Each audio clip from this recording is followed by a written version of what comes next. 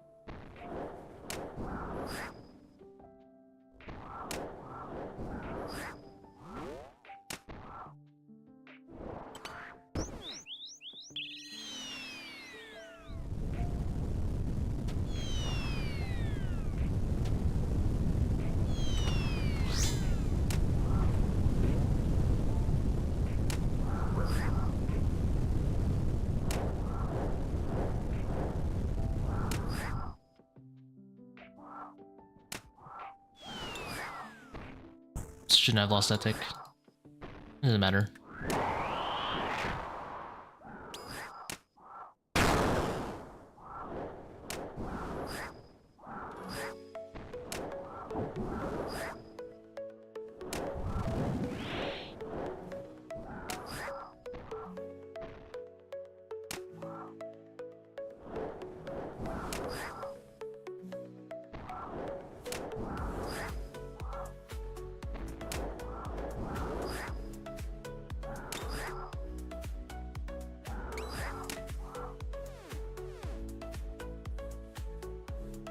441. Okay, you know, if I didn't troll the monkey room, that would be really good.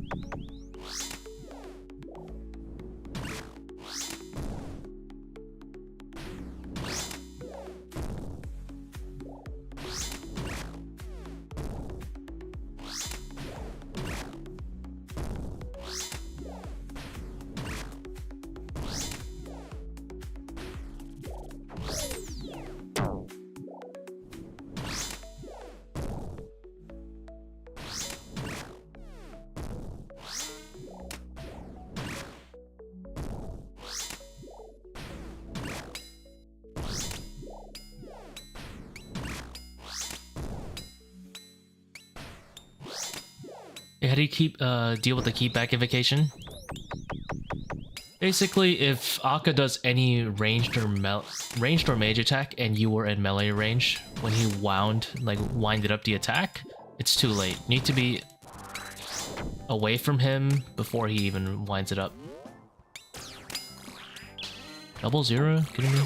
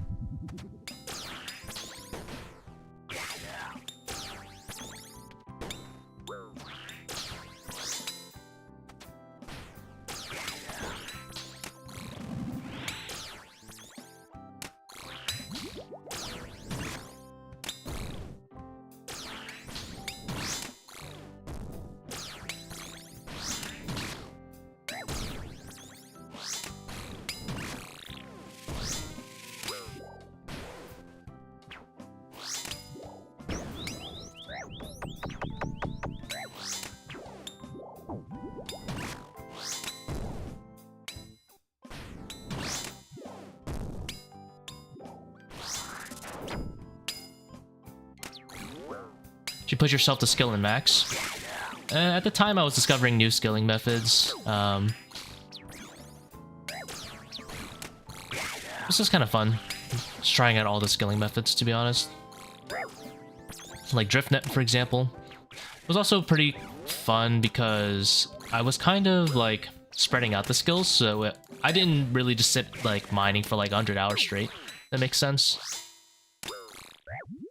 I would do mining for like, let's say, a couple hours, maybe hit a tangible goal that's easy for the day, and then I would go back to doing whatever else.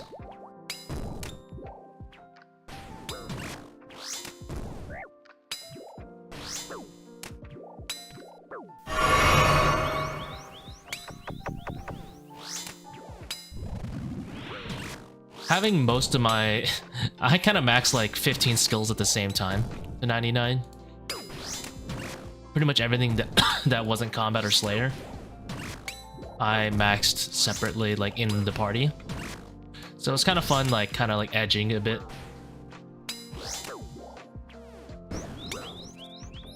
What is your opinion on... Ooh. Not my thing, but who am I to judge?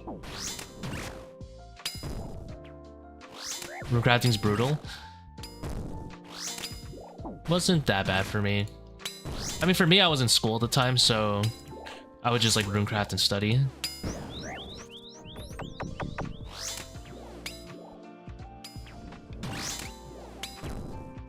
But if I had Guardians of the Rift, I'd probably play like an hour or two a day or something. At the time, it wasn't out.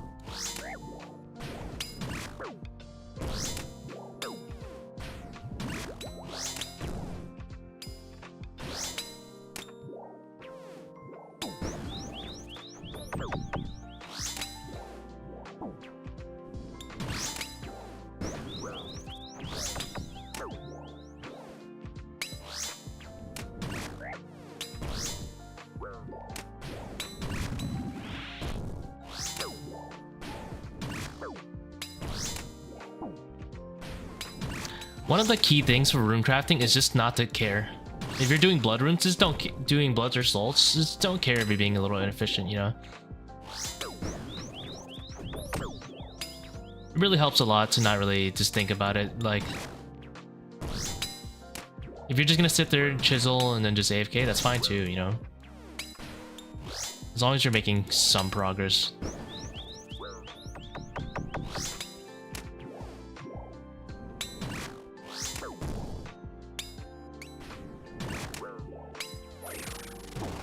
That felt a bit slow. Yeah, that was really slow actually.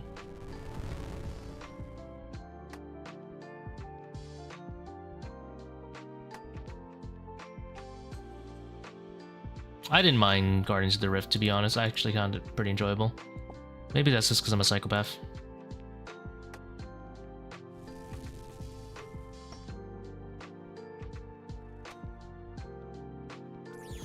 You want my sound swapper IDs? SMH. You can get them pretty easily. Just go in ToA and do it. Just like do one sun spec. But sure.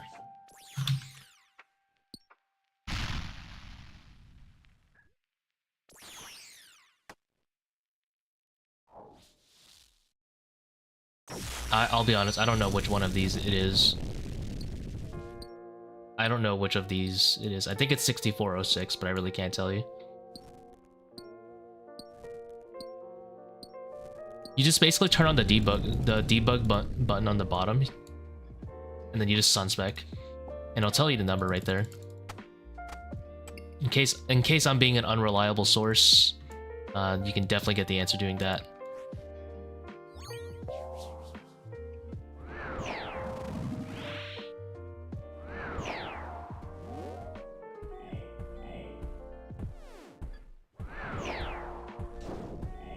How come you add the charges on your shadow after the raid? I don't. I uncharge it specifically so I can recharge it for the runes.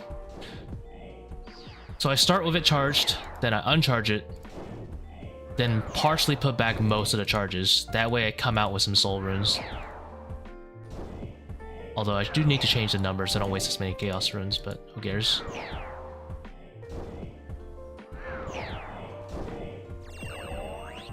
How's it going, Randall? Hola to you as well.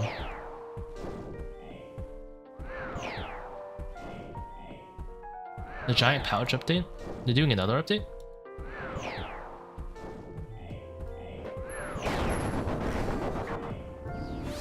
I almost fell for that. It almost got me good.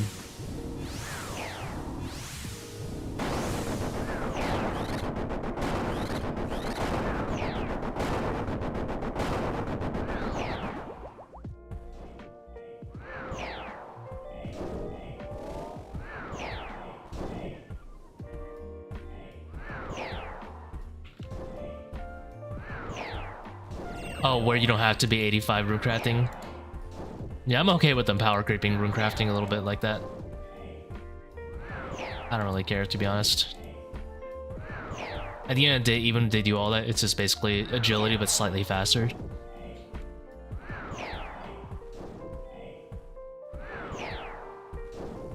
No, I don't think you're trolling. I just was genuinely curious. I was like, I thought they already did the colossal pouch. I really haven't kept track with runecrafting metas, to be honest. I did a little bit of Guardians of the Rift, and it was kind of fun. Other than that, I don't know what the progression actually is like.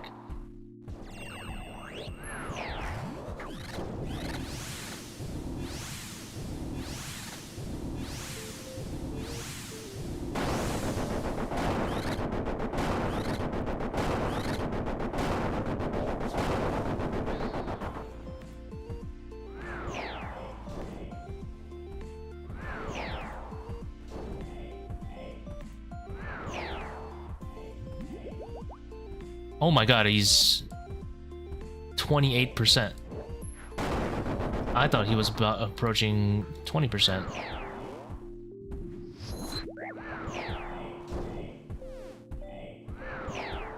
Humble.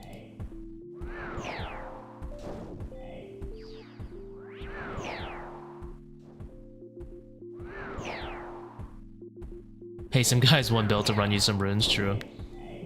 You do that.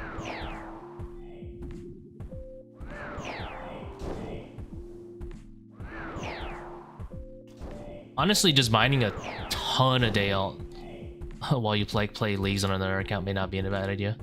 I think I missed an attack here.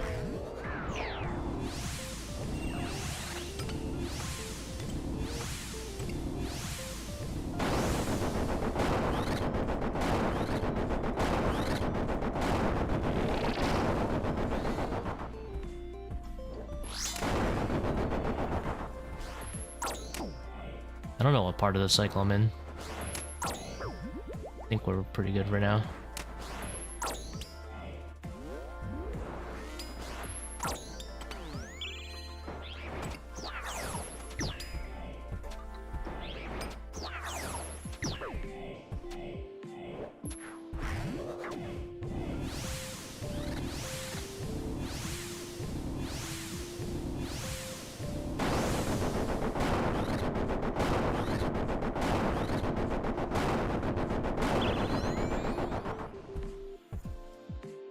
What the hell am I clicking right now?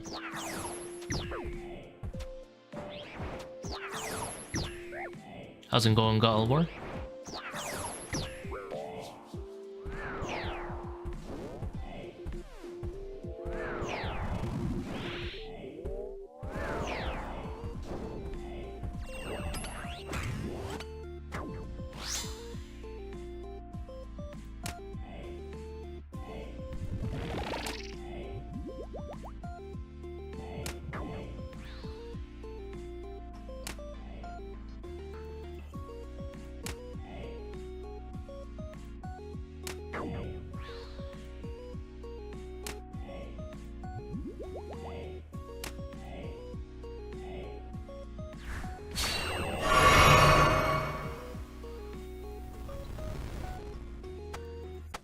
The Void Waker spam raids? I swear they're pretty fast, aren't they? When you don't have double trouble on, you just kind of zoom through them.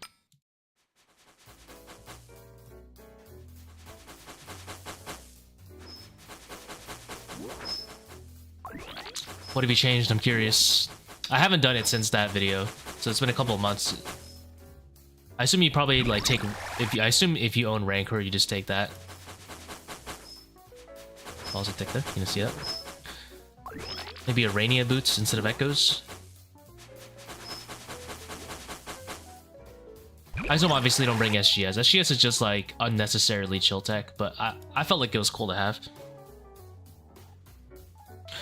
Here's a cool tip for Akkha. If you're very confident and you're like used to the tread at that point, what you want to do is do one Sang, and then when your Void Waker is ready, do 2 Void Wakers, back up for like 2 ticks, don't let him melee you, and then do the other 2.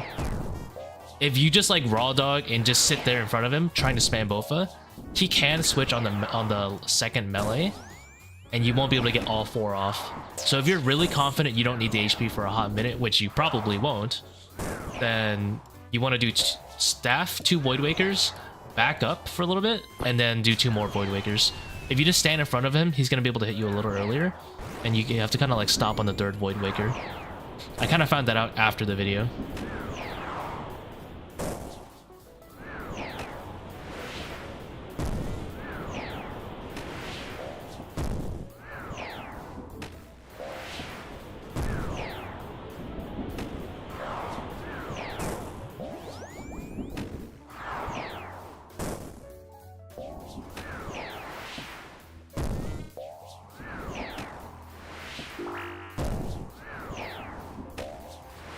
Ultor at 3 down one. Ooh, that's pretty nice.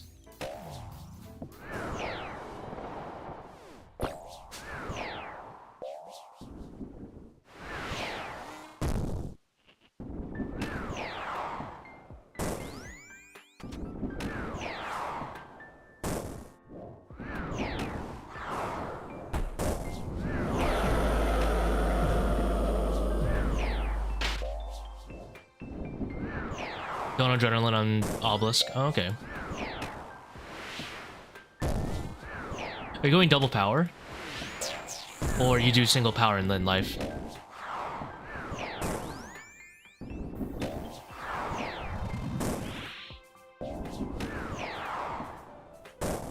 I figured as you get like really experienced with it, if you're like really good, you just go double power, yeah.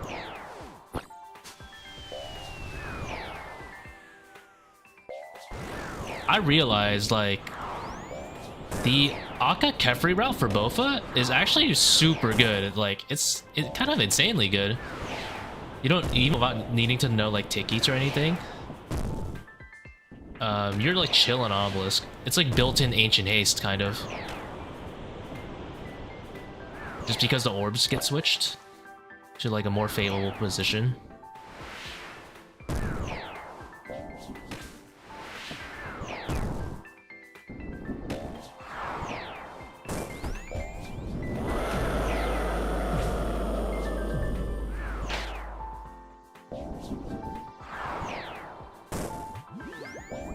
Whatever helps the Bofa boys grind, you know?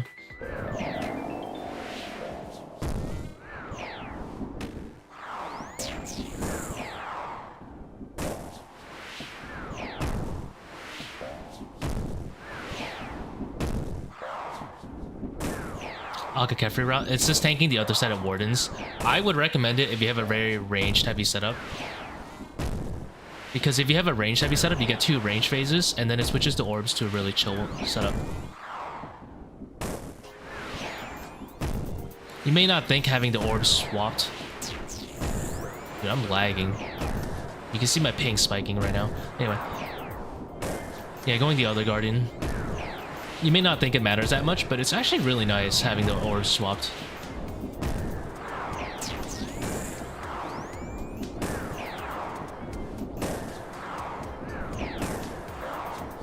I assume he's doing 445s.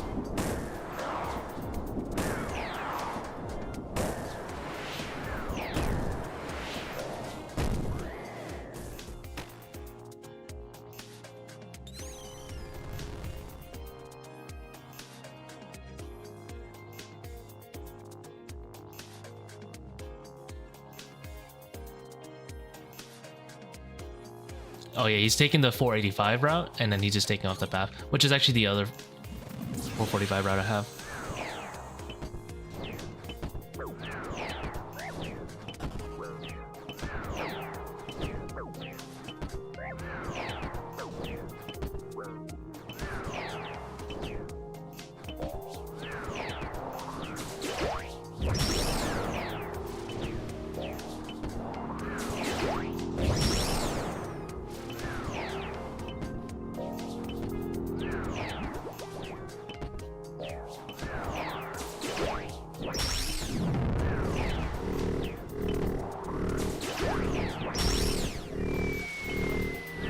I wonder if I timed that one correctly. I'm not sure.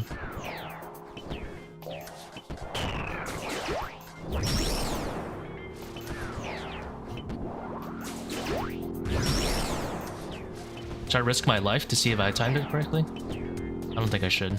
That sounds like a terrible idea. Never mind. I did too much damage anyway.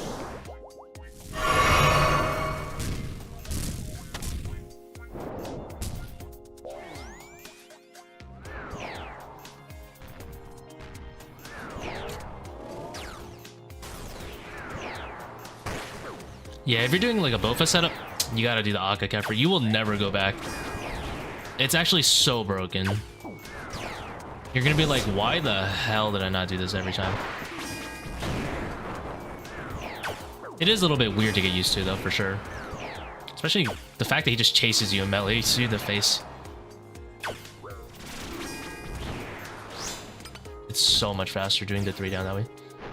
But I wouldn't really recommend that method unless you are going for like the higher invos. It's kind of weird to do like the Akkha Kephri route if you're gonna 2 down anyway, because you still only get 1 rage chase. But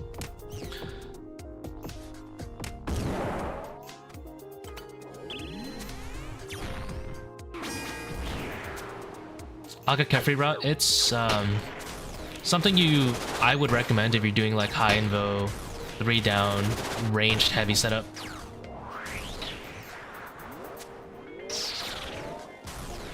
Yeah, it's definitely weird when you like haven't done it much.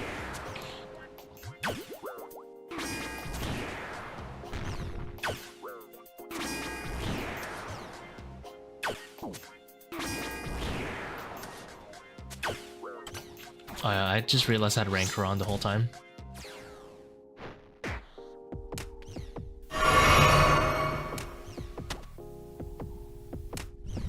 But when you get used to it, it's worth it.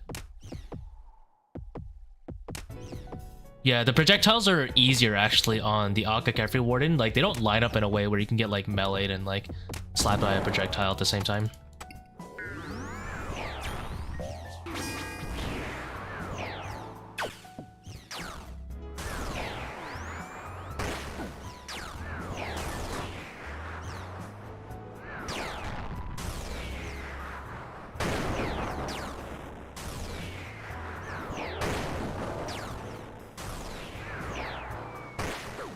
How's it going, Zorlo? Nice seeing you around, man.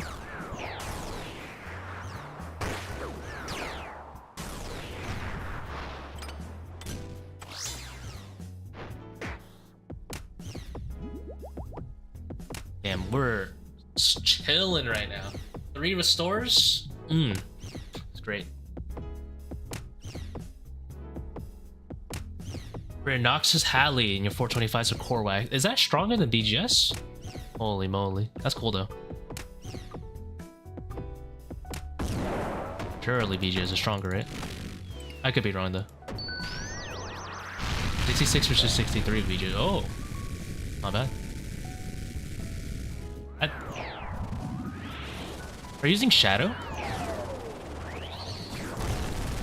Because I feel like I would still bring BGS for the what's it called? For the defense reduction, you know, it's like a dual purpose thing, but that's respectable.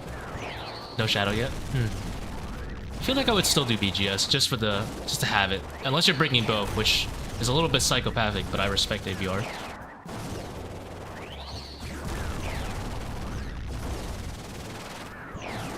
Considering using Bone. Nah, stick to BGS. Bone is too inconsistent, and it doesn't drain high enough. Like, if you hit a 1 on, like, Warden, it's very sad. You lose too much time. But I like the idea. It's cool. I'm actually surprised Noxus hits that hard.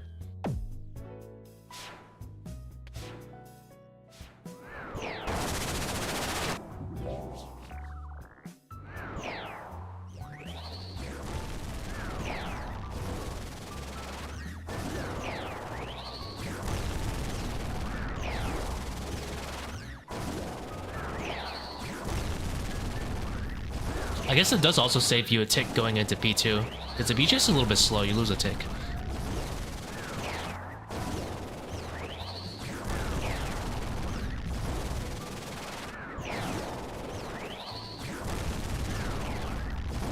Dude, this Warden is loud, bruh.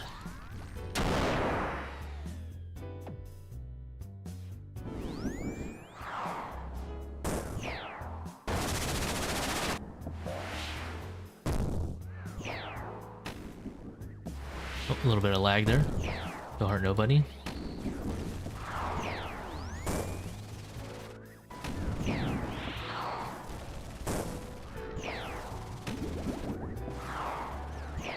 You know, usually my ping is not this high. Usually it's like 8. It's going up to 20. How am I gonna live? It actually is a little bit concerning when it goes up because it's not about the ping, it's about the packet loss. I only need like 2 ticks to go bad and it's just over for me.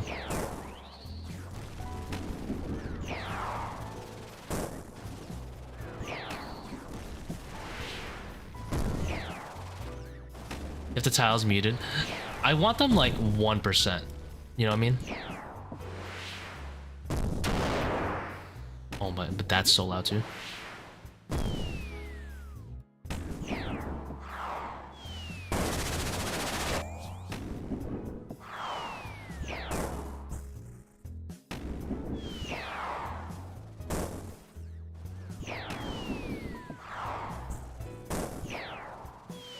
South America, we play 160. Ew. Props to you guys, man.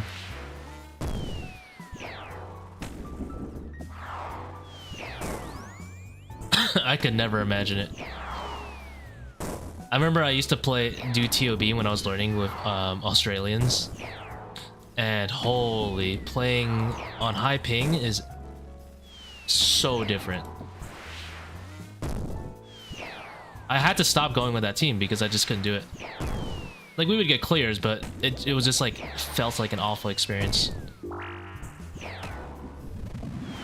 It's like, Sodasek has chosen me, and I'm like, well, guys, we're gonna be doing this at least 20 seconds slower so I don't peek at you.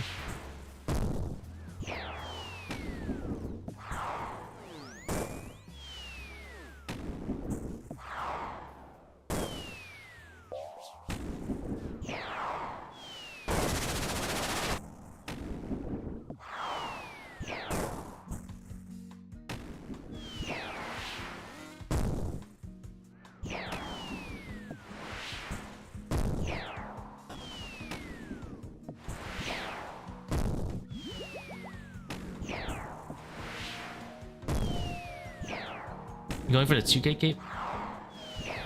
No, I'm just bored. I just do this when I'm bored and I want to stream, basically. I'll be honest, I don't really play RuneScape unless I'm streaming these days. Sometimes I'll do it to do some hard mode or something. I don't usually play RuneScape when I'm not streaming. That or unless I'm like cooking up a video. Some sort of content, basically.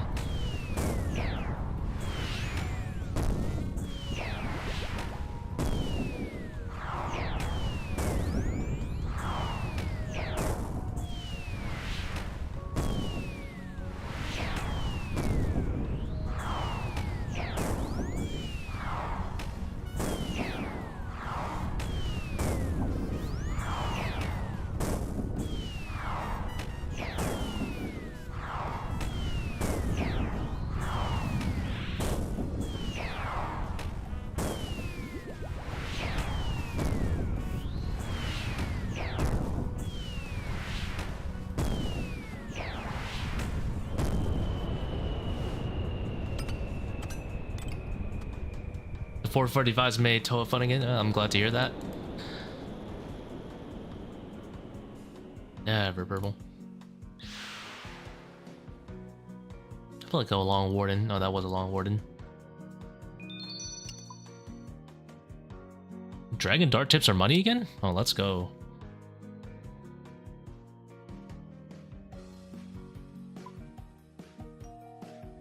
I gotta change my charges calculator so I don't waste like 200 chaos runes. Charges calculator. Let's do 8.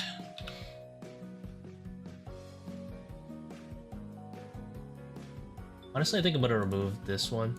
It's not a bad song, but I don't know. I'm kind of tired of it.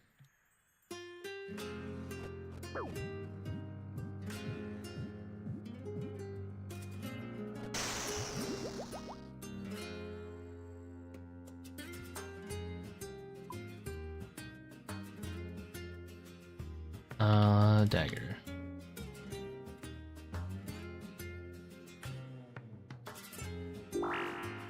You sold your shadow to get Coliseum get? Hey, good luck, dude. Maybe if you're lucky, you'll get a Ralos on the way.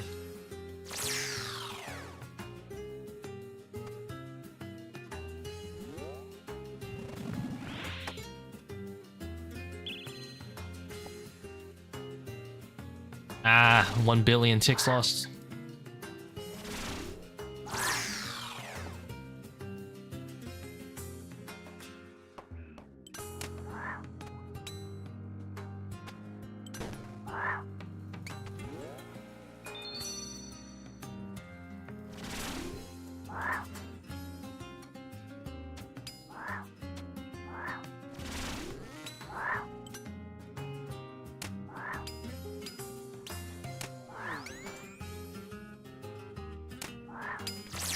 Ah, quit the blowpipe.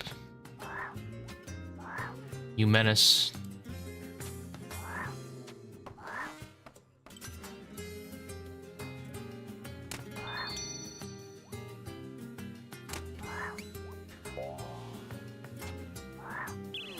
Nope. Not falling for it. I won't play your games. I played it. Oh, I got played so hard.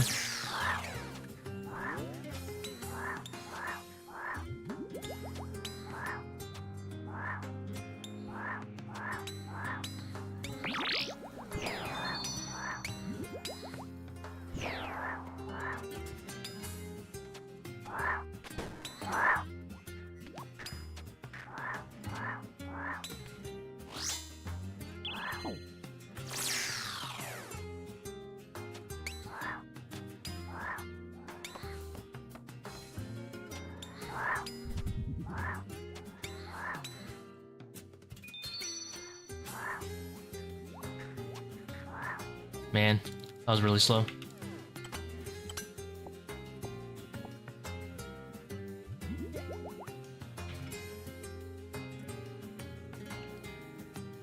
I did my best to avoid damage and I still took damage.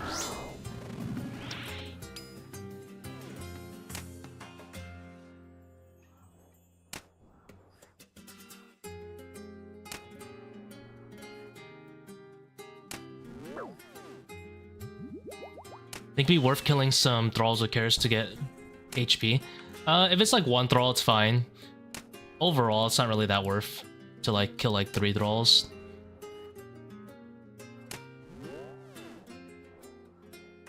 But the ranger is always free. That one ranger at the end, he's like a free Karis. 1 thrall is fine too, so you can kind of see it like optionally 2 Karises.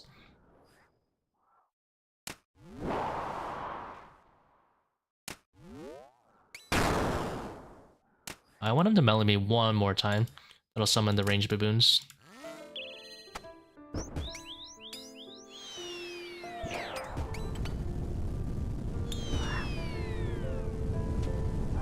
Misclick!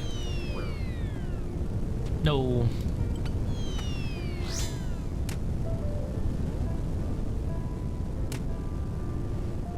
Pain.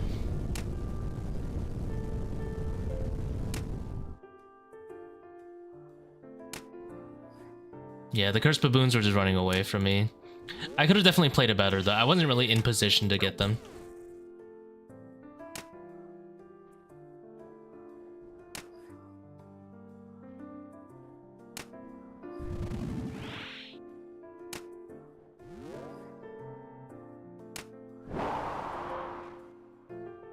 This should hit me just enough that I can redemption.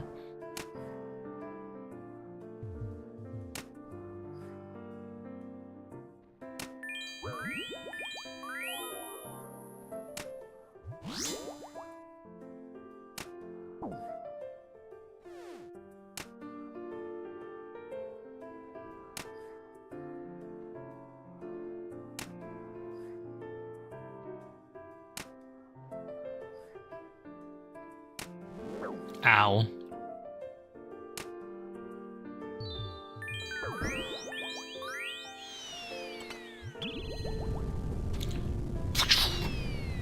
Never lucky. Redemption off those divine super combat? Yeah.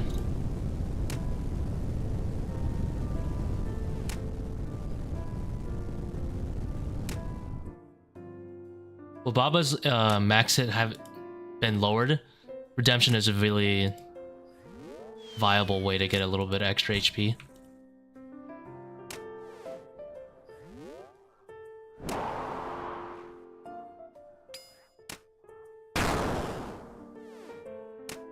Now, I think he can max it at 20, but that is a risk I'm willing to take.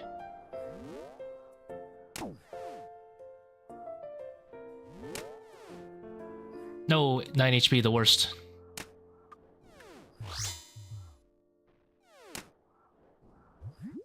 I'll just 6-tick Red X then. I wish I had just a little bit more, but it is what it is. Dude, this Bob is really slow.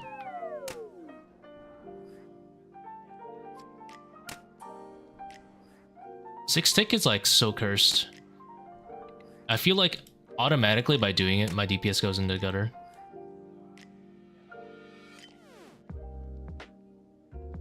$551. Yeah, we should be good. Might have to kill some skulls, depending how unlucky we get. But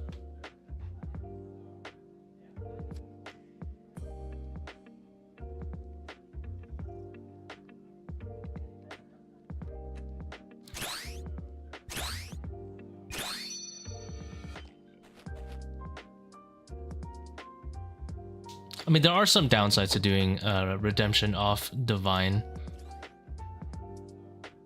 The biggest one is that you, unless your timing is like immaculate, which mine definitely isn't, kind of weird to do it while 5 to 1ing. Because your potion goes on cooldown, if you're not like perfect with it, you will basically have to do 1 hit unpotted, which kind of sucks.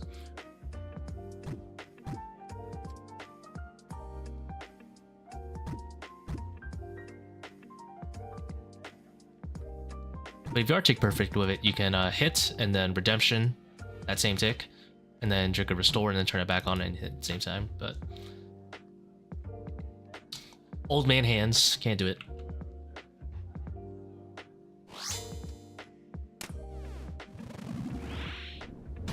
Are they meta anywhere? They're pretty. They're honestly just pretty good overall. Like, if you're in a not shadow setup, Arena boots are better than Prims by a little bit. Brother, what do you do for work? You seem like intellectual. Oh, don't worry, I'm a parasite on the community. I work as a dental receptionist. My job is created entirely by the parasites known as dental insurance companies. If they didn't exist, my job wouldn't exist. That would be devalued.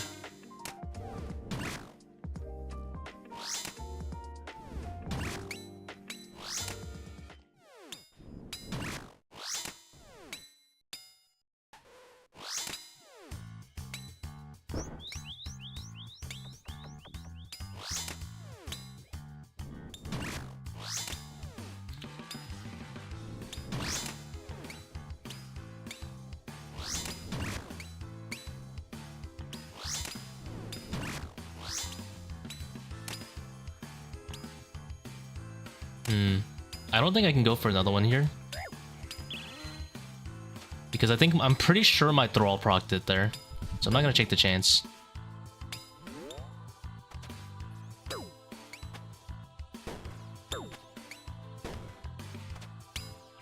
I misclicked it.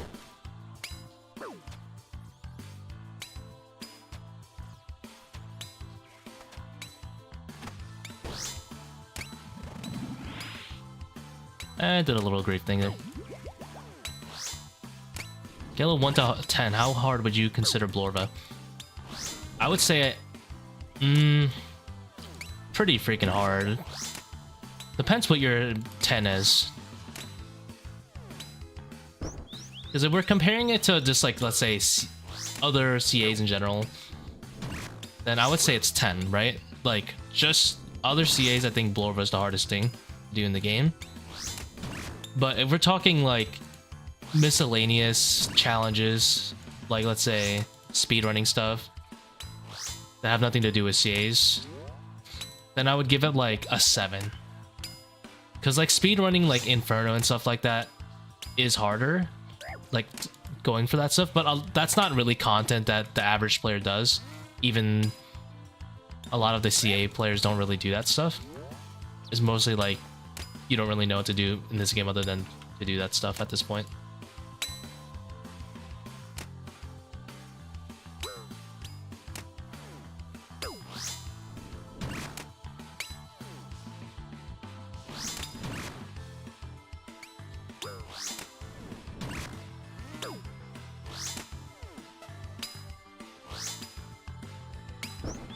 That was a little inefficient. My Iron Man Vandal setup, I lose a max with Arania. That might still be worth it. Unless you lose like your 2 down. That might still be worth it. Not sure though.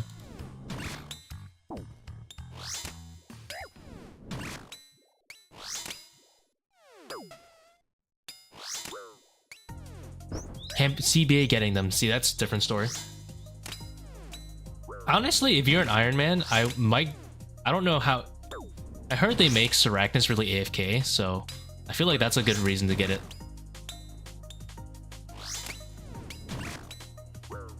Like, you literally just bring, like, hard food and you AFK Sarachnis. But I guess you can get it passively too, right? So, no rush.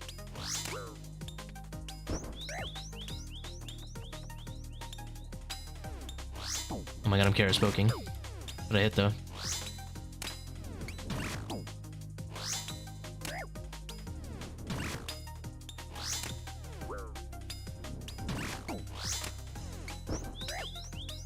How's it going, Civ? Infinite super restores. That's what you like to hear on an Iron Man.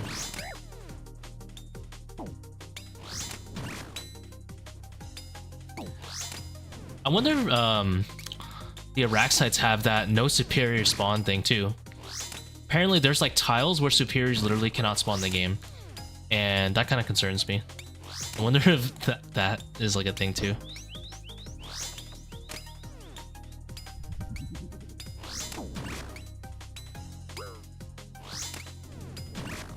They fixed it last week? Oh, that's great to hear. And they say they don't change the game for Iron Man. I'm kidding. I'll be honest, I think hot take, if Jagex really were to not balance the game around like what is like 30% of their community, I'm gonna just throw a random number there, they'd be a goddamn fool. Why would you not make a very large portion of your player base happy, right?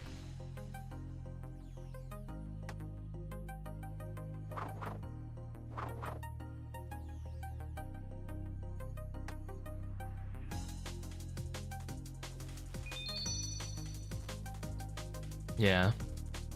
Like, honestly, there are some grinds like that should be like easier for mains and stuff, for sure. It just comes with the privilege of being able to buy whatever the hell you want, but they'd be fools not to balance 4 Iron Man occasionally.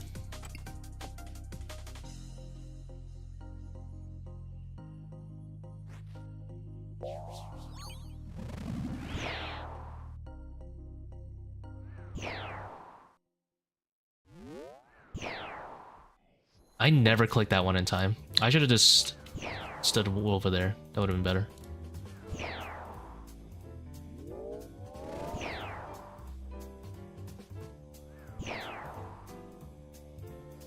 I've been doing next for GP, but was debating whether... Hold on, I'm butterflying. To do ToA to build my bank, or just camp next till I have the bank. Around like 500 mil, but ToA without Shadow feels pretty slow. It's actually not that bad. You can do like 445s in like 35 minutes. I have some pretty good videos. I would check out the 485 video, which uses pretty similar... Oh my god, I'm gonna fail this DPS check. I'm gonna fail on the lightning side.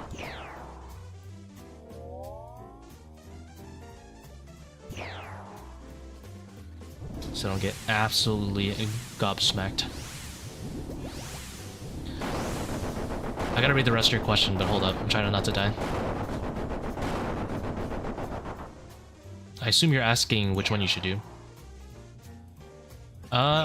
You could do them with similar gear, honestly, so I don't think it matters that much. Like, I would just do both for ToA when you're playing solo, and then just do next, or whatever. Do the different quadrants do different things? Yeah. The lightning one turns off your prayer and hits like 40. The black one and the fire one just do absolute tons of damage. It's insane.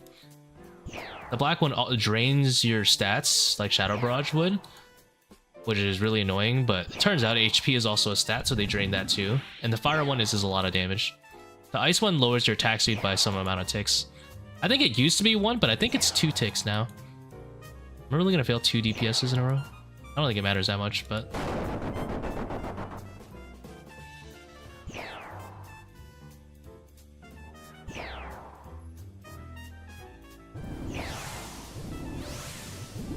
Failing on one side versus another, yeah.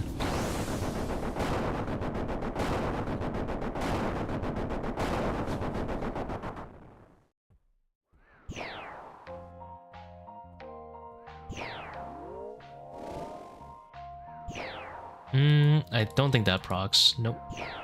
Never does.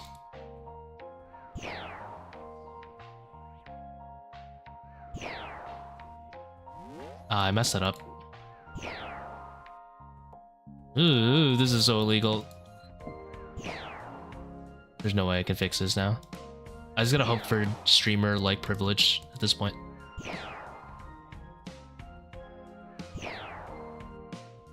How do you transition quadrants at Akkha? There are like tiles that you're supposed to use. I obviously messed it up that time. I don't really have like a rule for it. I kind of just like figured out some tiles that kind of worked based on what people told me. Also got my quiver. Hey, congrats, dude. Please proc. That's... I think it's like 1 HP, isn't it? Cringe. Alright. I gotta stop using the word cringe. It makes me feel too young. It feels like...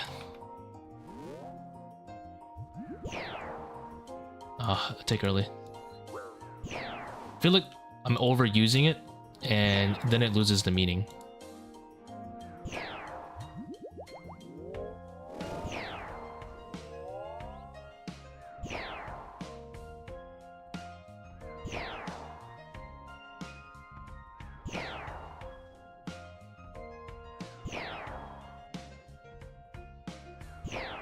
Technically, Maffy, you can be doing Coliseum for money. But I assume you're just like, you just wanted to do like one and done and just like get the hell out of there. So I respect that too. But yeah, you can do next, both next and like ToA similar gear. You can bring the Masori to next, and then you can just do like a Masori DC Dragon Crossbow setup. Or if you have a Zera Crossbow, obviously that's really good.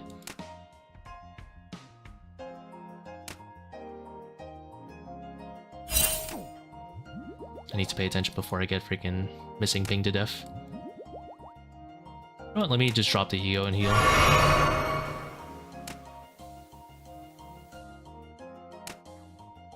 Don't think you can afford the 100k death fee? Oh, don't worry. Stay tuned right after the stream, I got you. I have a legendary setup. Don't touch me, I'm sterile. Never lucky.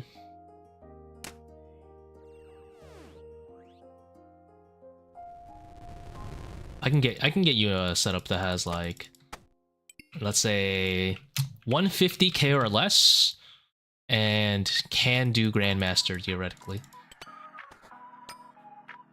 I'm not saying you obviously should go for it, but it's decent on like a mid-level speed. Don't worry, I got you,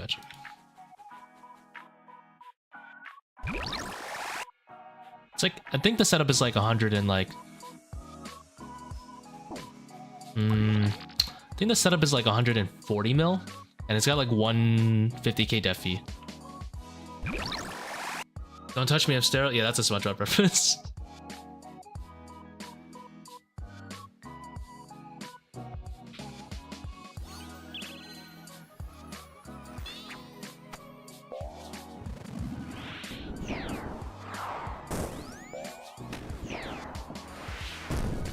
Do people actually say that in the OR? That's cool.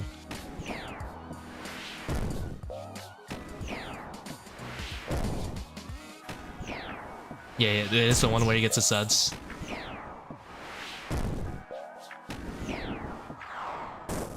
Noxious and Hollow. It does have some cheese solves, I will admit.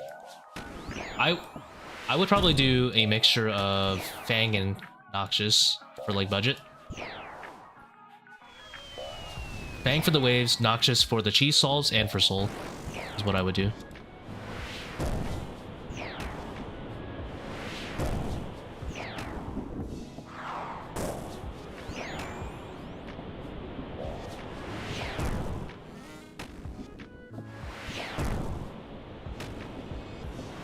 Gonna fall asleep to you? Hey, is that a compliment or an insult? I assume it's a compliment.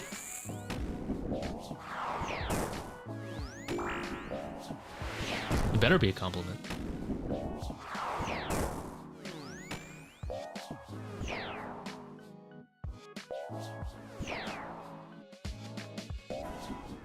I think I've watched Sun drop either 2 or 3 times now. I think at least twice every episode, seasons 1 to 3. But realistically, since I also watched it when I was a kid, I probably watched some episodes at least like 8 times. Which of 3 mega rares is your favorite and why? Favorite? I'm gonna give it to the Scythe. But there's no doubt about it, the best performing one for the price is without a doubt the Shadow. The Shadow one, like, the Shadow just blows the Tbow and the Scythe out of the water in terms of time saved and upgrade over the other items. But my favorite one's the Scythe because hitting 3 things is cool. Or hitting 1 thing a lot. The Scythe definitely feels very satisfying to use.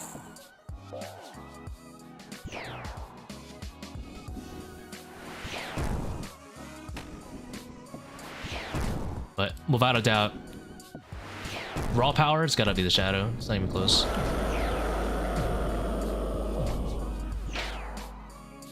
Yeah, like, if you look at...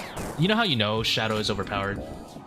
You look at people do, like, solo chambers, and NPCs that aren't even designed to be ever maged, even looked at funny with mage, are getting maged. Mystics are getting maged. Freaking Lizardman Shaman are getting maged if you don't have a Tbow. It's like, what the hell? You just mage everything.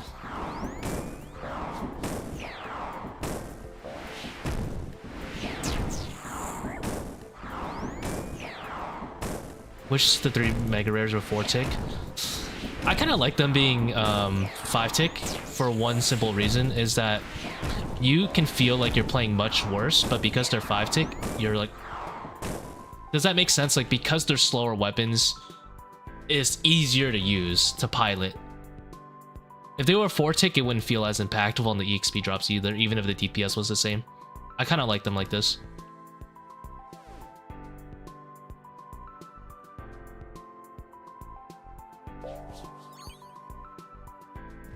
It would be a lot easier to lose ticks with a 4 tick weapon. Yeah, each hit feels meaty.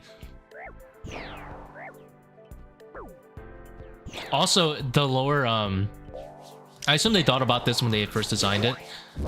The lower attack speed an item gets, the harder it becomes to balance, by far. Because every new piece of gear that they release will make its scale so much, like, higher. Don't need to clean? Yeah, of course. No, I have a dehydration on, so I literally cannot use it even if I wanted to.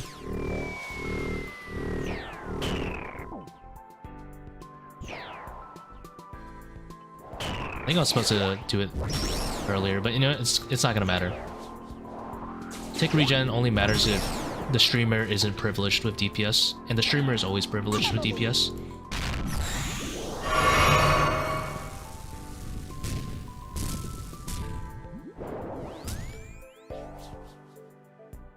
But yeah, I have dehydration on. It doesn't let you drink Ambro, even just for the prayer.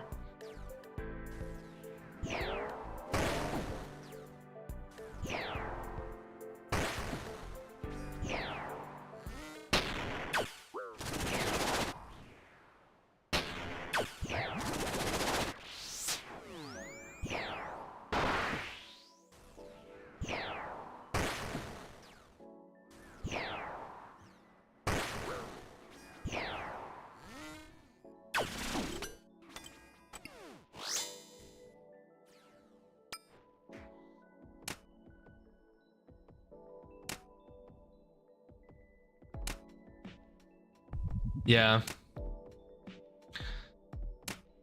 Dude, if you could have bandages, holy.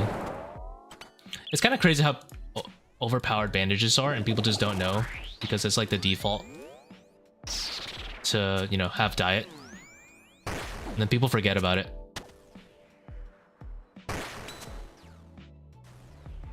Is DCB and Misori better than Bofa? For the most part, no. But it's very equivalent. It's like so close for all the bosses. Obviously, you lose a little bit of HP using rubies. But it's really, really close. Obviously, if you have a better crossbow, it goes in favor of Masori.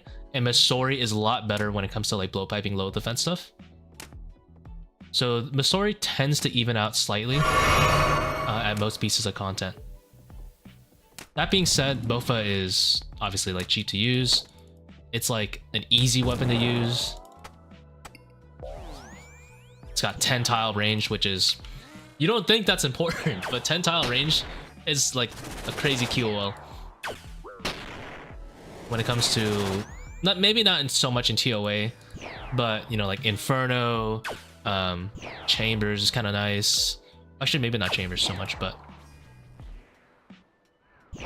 and just having a weapon that feels consistent is definitely nice. Because DCB does not feel consistent for obvious reasons. You're depending on Ruby damage.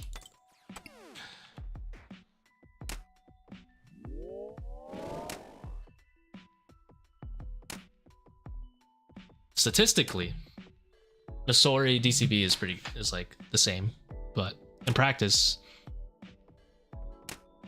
the Bofa feels better to use.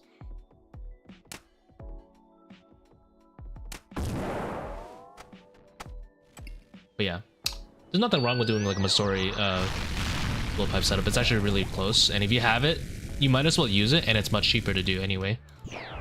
And yeah, like if you're doing Nex, then you'll have Masori or Nex, and then you'll have Masori for ToA, which is great.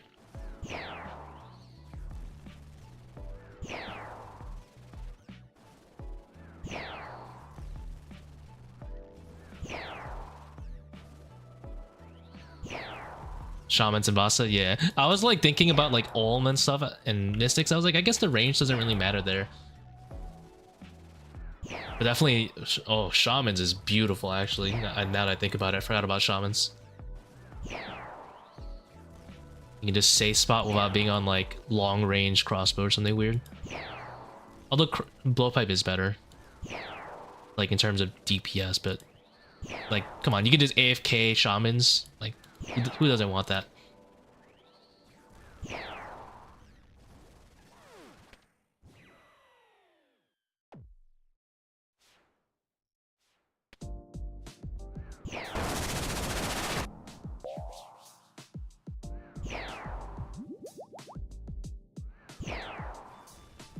You know, I see a lot of people in the ToA lobby complain about Insanity. They're like, I can never remember where he left off. And I'm just thinking, man, neither can I. No one got time for that. Just react. The OG SpongeBob movie word for word. Ooh, I can't remember it word for word. But I do remember a lot of like random scenes, like David Hasselhoff for some reason just showing up in the movie. No one's ever heard of the guy until he just randomly shows up there.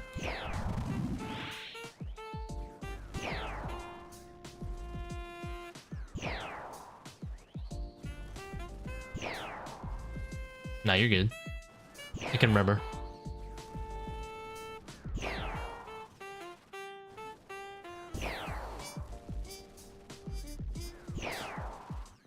That one tick you lose? Ooh, how am I gonna live with myself?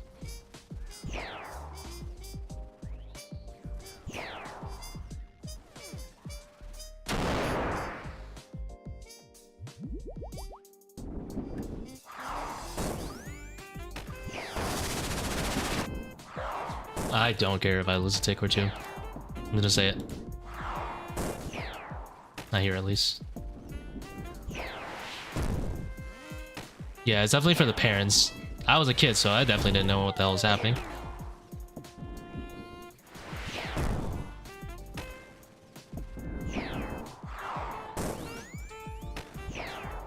What would you want in PVM?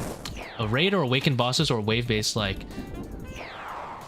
Can I go for the most base tick? I want very unique high-level invocations. And I actually have a lot of ideas for invocations. I want them to take what they have and enhance the experience.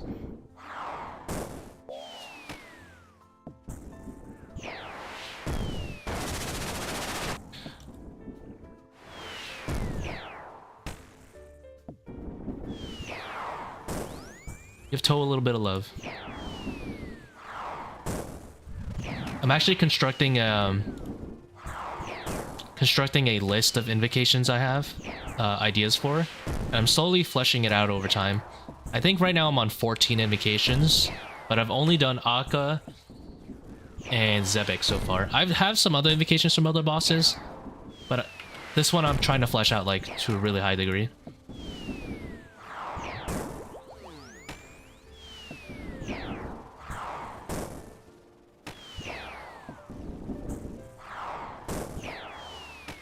Second ring slot. You know, they're trying to avoid a Terraria-like system where we just get like all these upgrades and stuff. I kind of want like Terraria boots, to be honest, where like we just have all the bonuses of our boots right now in one, but it would definitely be very strong. I don't know about Mega Rare would be strong, but that would be very strong.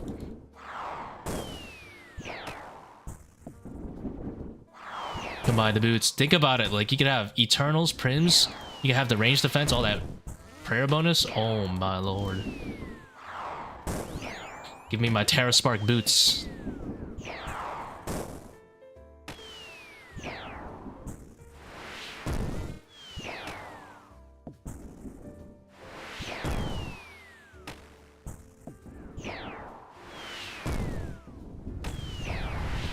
Utility ring? Yeah, it'd just be Light Bear. Yeah, you're right.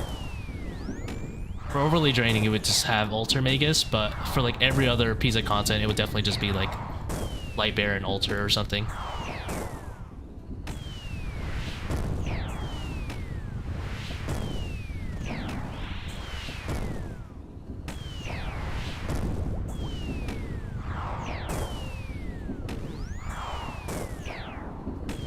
Gotta bail, no problems, free toes. Thanks for sticking around. Don't touch me, I'm sterile. I don't want to dodge, it's too much work. I don't want to dodge, too much work. I don't want to dodge, too much work. I'm just eating these. I get sun though.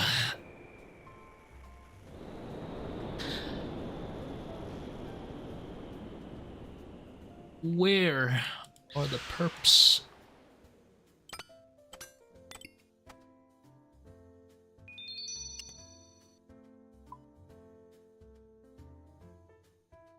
Eight dry. Wow. How do I have 5 doses after like redemptioning twice at Baba? Cool to know you play Terraria. So yo, who hasn't played Terraria? You need help if you haven't played Terraria. Like, come on.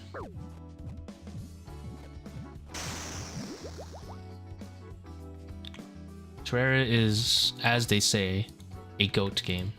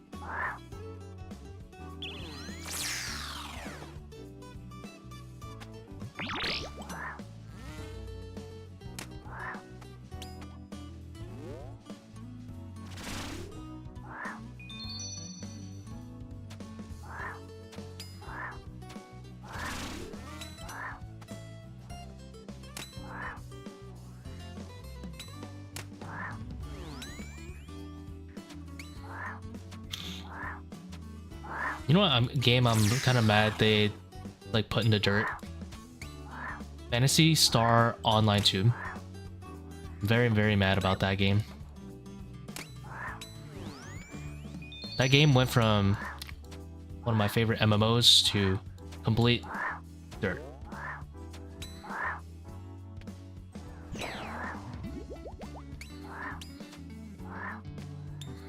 Why did I shadow a shaman?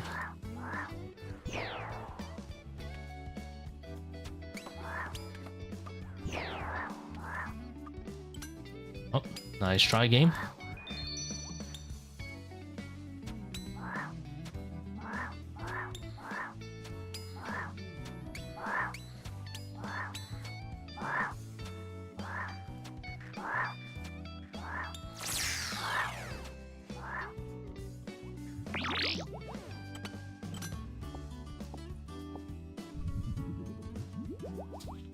The ability to equip 2 types of ammo brought by the quiver is pretty unique. Yeah. Although I think originally it was supposed to have 2 ammo and then a blessing, but whatever, I guess.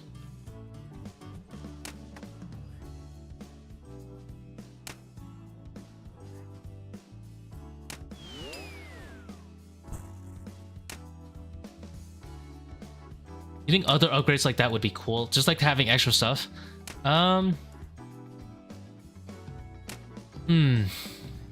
I mean, we got the Divine Rune Pouch. I think that's technically like another one, right? And that was definitely nice. I think I just proc now. I don't want to wait. Well, no, I might as well wait. Now let me one more time, please. Thank you.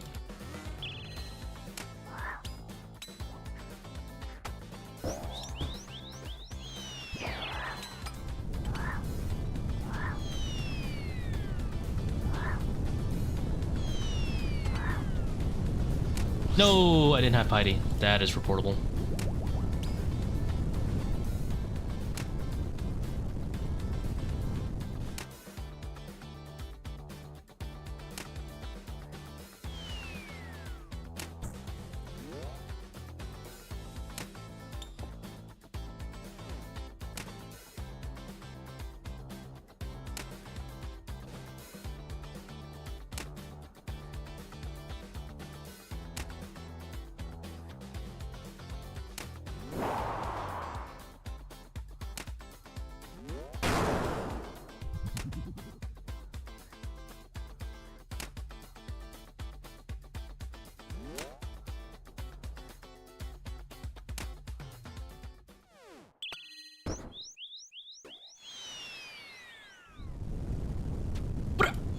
This thing never hits.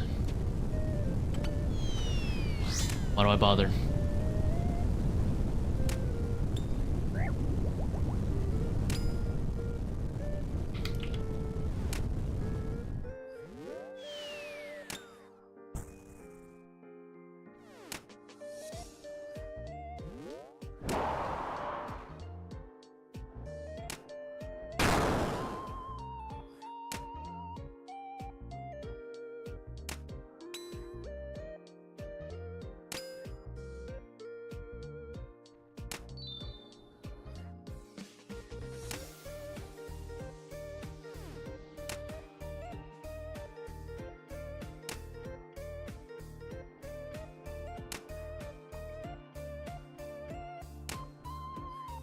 Is 6 raids no drop really dry?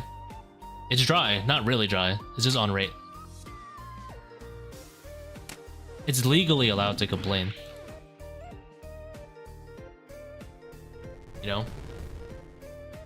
It's on the legally allowed to complain. If I go 12 dry, it's legally obligated to complain. I hope that makes sense.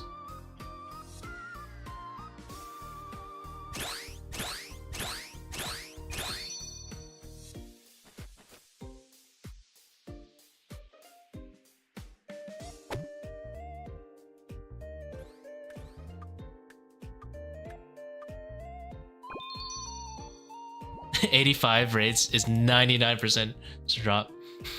Oof! If I go 10 times dry, we're having a fist fight.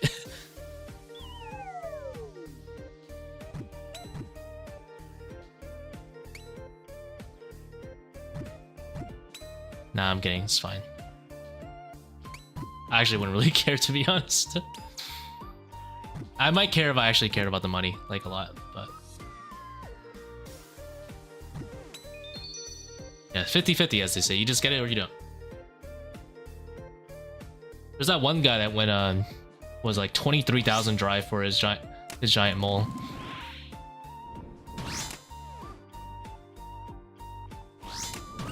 That definitely looked interesting. Would not want to be that guy.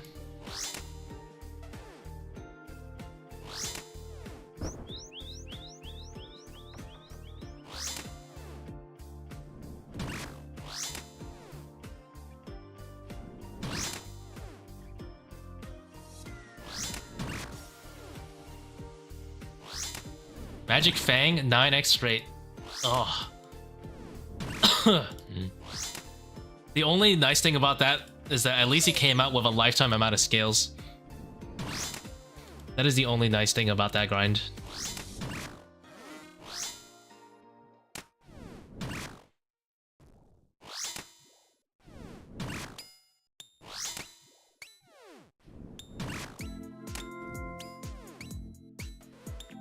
I guess at least Trident doesn't feel that bad to like not have, right, for a while. But yeah, that sucks.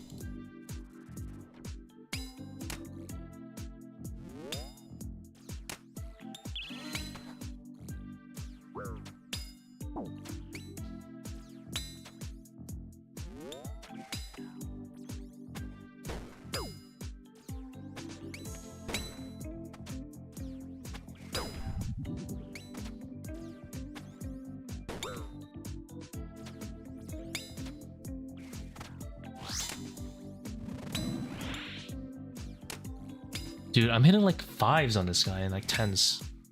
What's the Bone Dagger for? Exclusively Baba, I'll be honest. Now that you mention it, this thing is going in the trash. But if you're using a... Some people like the Bone Dagger Kephri. I don't do it in this setup. But... Oh my god. Man...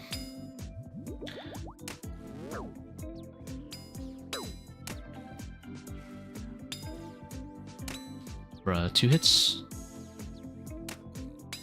If it doesn't hit here, I'm very sad. Thank god.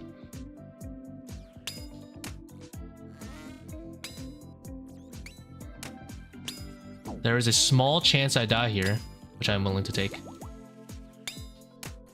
Alright, now I'm not willing to take it, so I will be over here.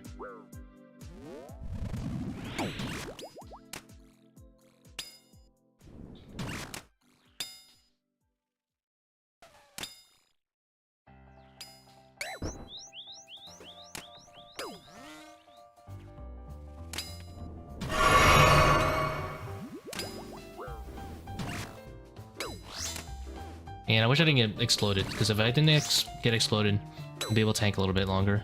I might need to redemption, let's see.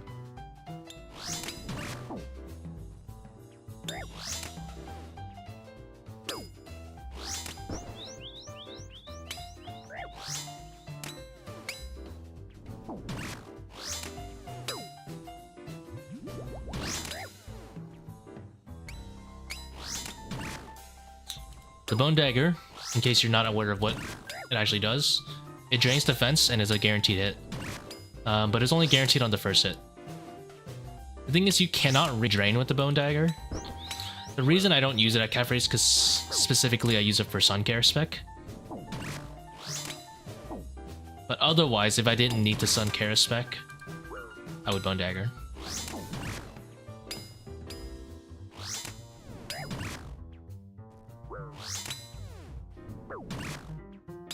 I could Bone Dagger and then just redemption the rest of the HP, but the issue with that is it's kind of easy to lose a bunch of ticks of redemption, and two, it's kind of a pain in the ass to do. So recently I just been chilling and caressing. If anyone attacks before you, or if anyone else attacks before you, doesn't work. Specifically what I said of the first attack works in that's how it works in solos, with the exception of Kephri. In teams, if someone else hits and then you hit with the Bone Dagger, it'll also work. I would recommend the wiki for all of the obscure Bone Dagger mechanics, to be honest. It's a very weird weapon.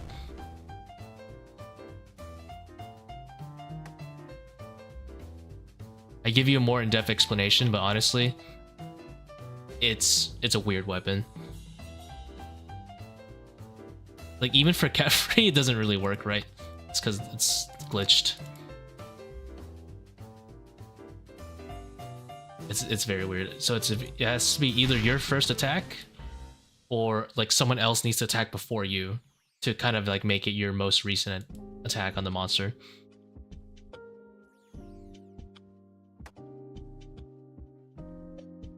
You might think that's very unintuitive, and you're right.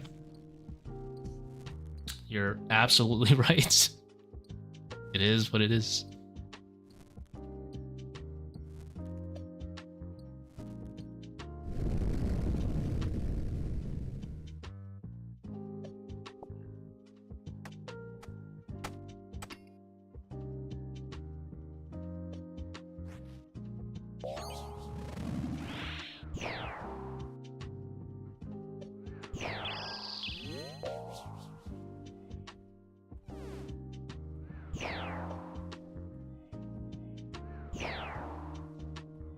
I do wish they fixed the bug on Kephri. That'd be really nice, because then I can Bone Dagger in the beginning.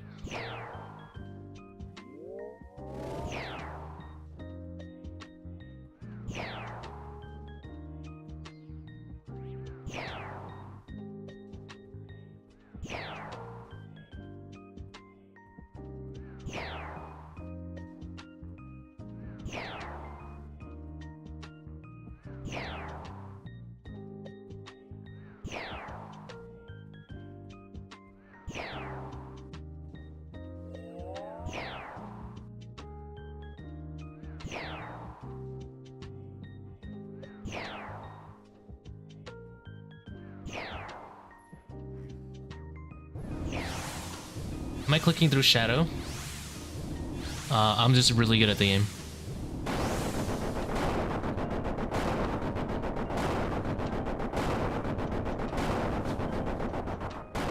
My clicks are just that precise. I'm joking with you. There's, I think, in menu entry swapper. Pretty sure it's menu entry swapper. You can hold shift and it lets you click through NPCs entirely. Freaking gamer, I know, right? You know, the funny thing is, that's actually what I used to do when I first learned butterfly. I didn't know people were shift clicking, so I would spin my camera to try to nail that tile every time. And yeah, let's just say that was hard. If you're a mobile gamer, you can actually click like over here instead, and it's fine too. Use like different tiles.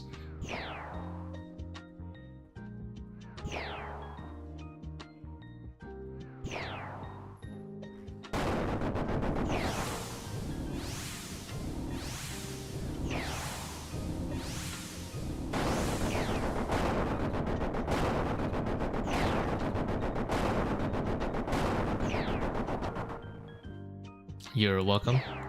Don't worry, even though I like to joke, when someone asks a question, I always answer the question to the best of my ability. Kind of messed up just to not answer, you know? They came in looking for an answer, and you're getting an answer. You're not getting hit by the orbs, because the orbs don't spawn like everywhere. If you want the most specific way on how the orbs work, so whenever you move around the map and you're marked and the orbs are ready to, you know, be dropped, they will always drop where you're moving from. The exact tile that you move from, they will always drop there. That's rule number 1. Rule 2 is that they will always drop 1 in front of wherever you're facing when you finish a movement. So there are some ways you can get around that. Moving 1 tile is fine, just don't do it multiple times in a row in a straight line.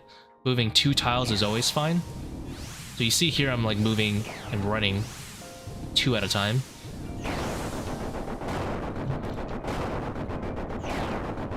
And then knowing those rules, I plan my movement like accordingly.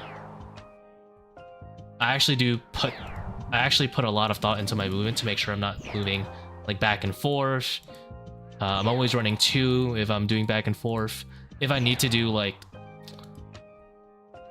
a random 1 tile movement, I'll try to make sure I'm like turning if possible instead of moving in a straight line potentially.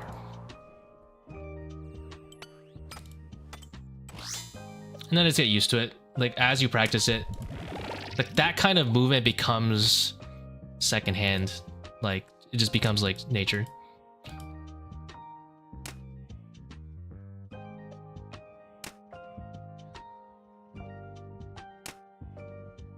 Ow.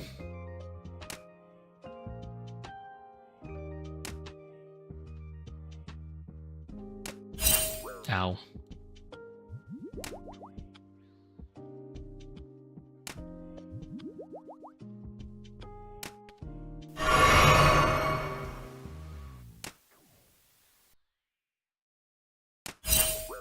Ow.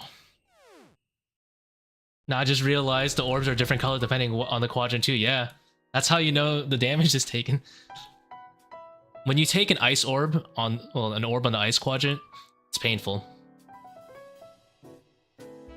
You lose ticks, but if you take it on the fire or ice, you just get burned to death. It's insane. I'm surprised you didn't know that, because I know you're don't you also do high invo ToAs, Jay? I guess that's just kind of like an obscure thing because it's like, just don't get hit, right? I normally don't get hit by that, but I'm too lazy to move out of the way right now. Damn, he just went straight into the don't get hit part. Oh, that lowers the defense. Did you know spikes lower the defense?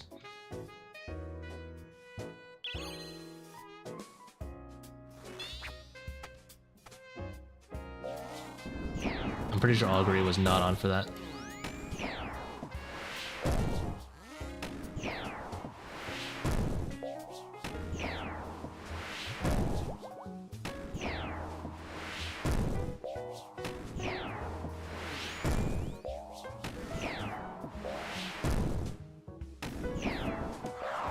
Agility? Yeah, they lower agility and run. Got like Carol's crossbow basically in it.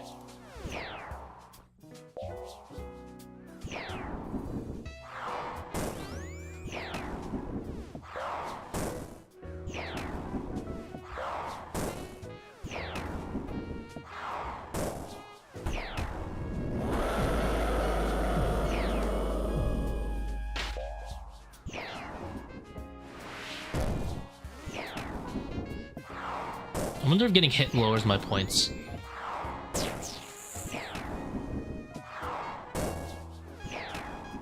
Maybe I should dodge. Maybe I should take time to dodge them.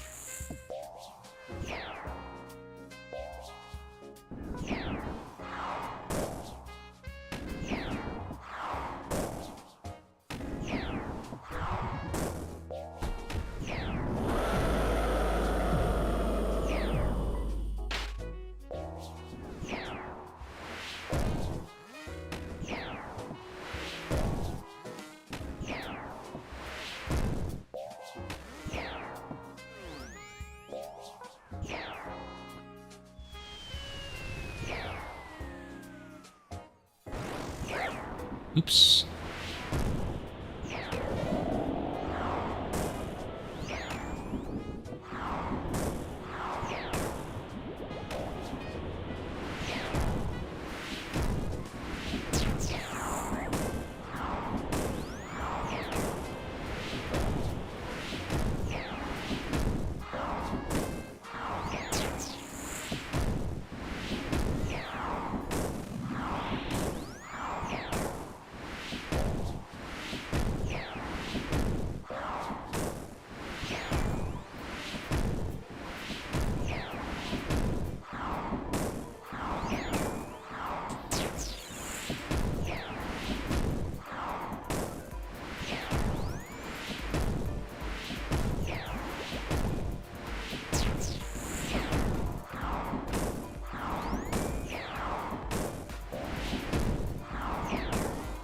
Level 4 Zebak is insane. You get used to it pretty quick, actually. I remember I used to be really scared of this guy, too. And then... not that bad, actually, when you get used to it.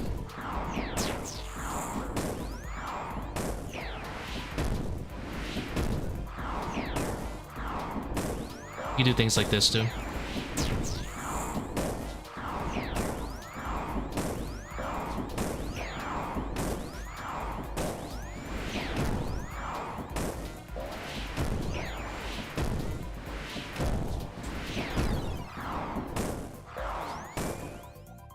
Ah, don't touch me, I'm sterile.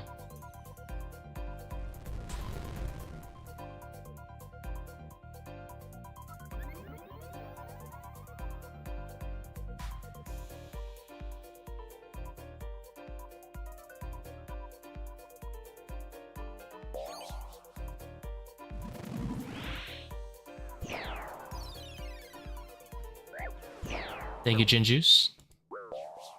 We're chilling right now.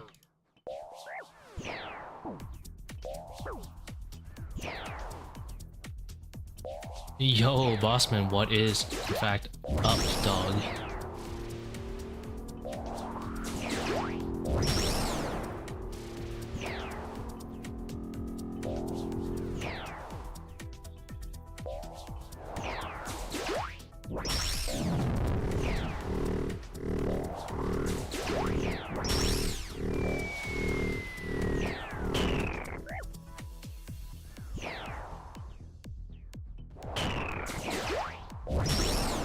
I missed my timing right there. I think I missed the timing. I think I was supposed to regen like around here. How goes? Going pretty good. I missed the tick regen timing.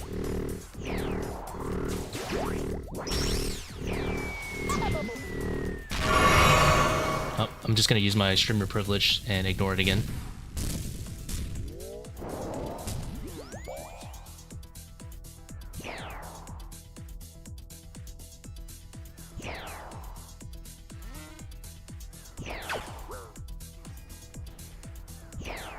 I forgot what the timing is.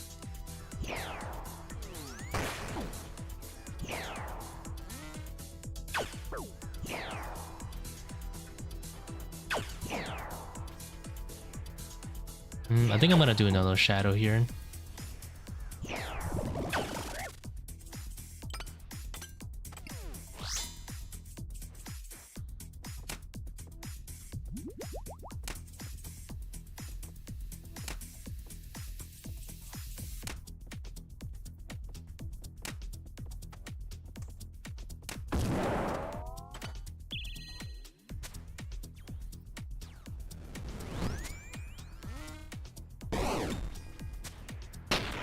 Oh yeah, the monster indicator H. For an arbitrary reason, I don't want to use that plugin. Yeah, that's definitely the best guide.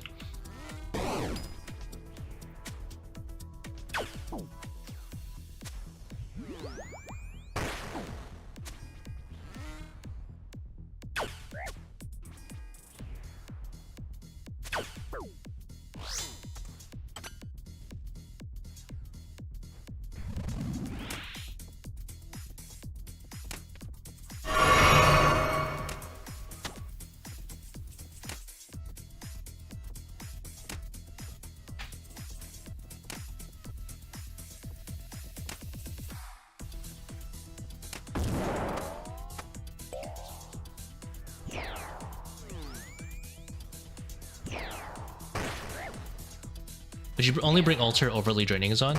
I think Ultor is technically a little bit more DPS than Lightbearer, but Lightbearer has some other uses, like when you're ranging Zebak, for example. You get to basically range with Lightbearer on, and it gives you pretty nice DPS specs. What mouse do I use? I'm using the Super Light 1 right now.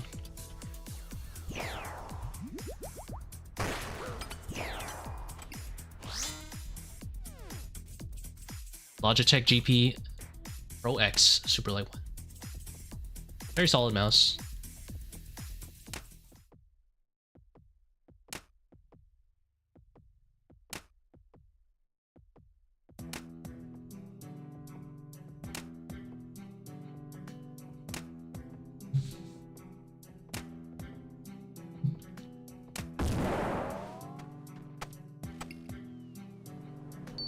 Rancor looks so smooth. Rancor is really nice.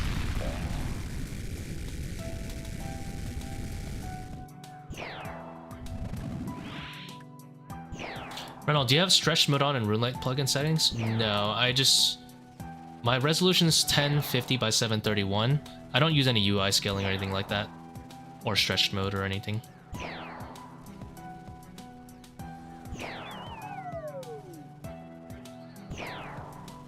$25 streak at 500s. That's kind of nasty, dude. What is that? 3 times rate, I think. Let me think. 25. I think they're 13%, right? So that's 1 in 7. 7, 1 in 8. 4 times rate. Almost 40. That's pretty rough.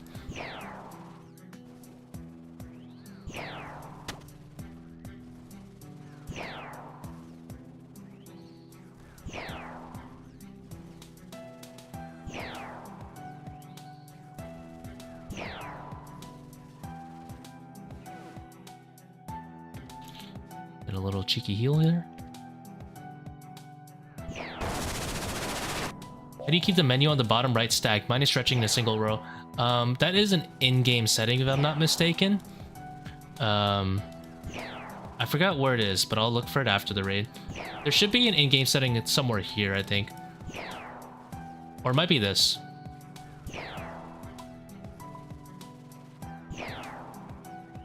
Hold on, let me see if I can find it. Pretty sure it's this, though. Somewhere in all settings. Maybe type in interface. It's probably somewhere there.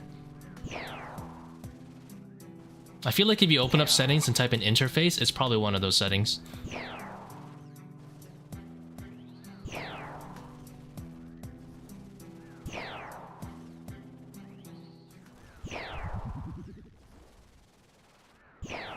Resizable modern layout, it's that one? Oh, okay.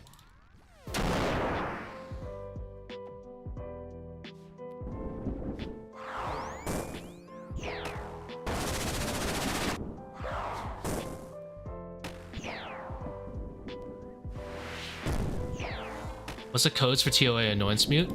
I actually don't know, because I don't have it on. Like, the tiles here, you know what? I don't have them muted. I just have them at, like, 1%. If you listen carefully, they're still playing. I just turned off area sounds.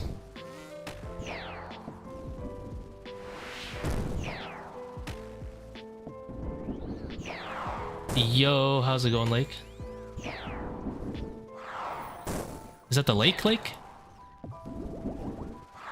don't have the Kephri Swarm enabled? No, arbitrarily I want to keep it off. Sometimes for no good reason, I just don't want to use a plugin. No, that's okay. Thanks for stopping by anyway, Mr. Lake.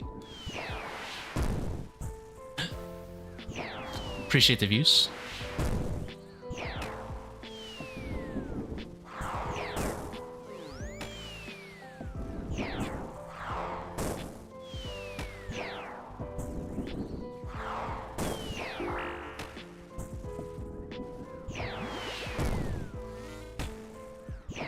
I use my eyeballs to track the swarm. Where's your trimmed rancor? I don't have one.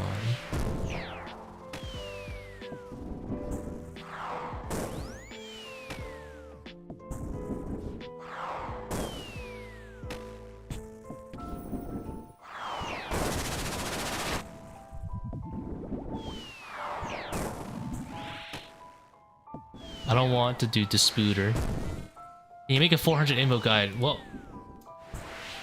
funny thing you asked. If you look at my YouTube channel, I have a 400 info guide already. I also have a 445 info guide if you don't want to flick. And if you have a Void Waker, I have a great 485 guide. All with no shadow.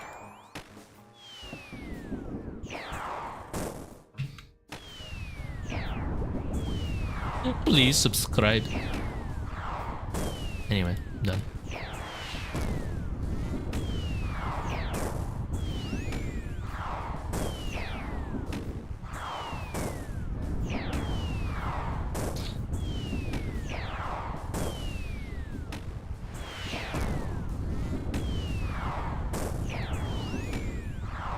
Well, I'll be. You're goddamn right. You'll be watching. You'll be.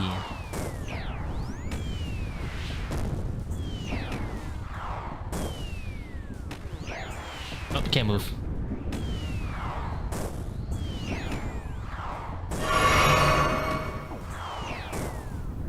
Got a little bit of a lag spike there. I like to bring both. Nice. Are you trying to green log ToA or just getting GP? Just GP and just doing it because it's fun to stream. Never purple.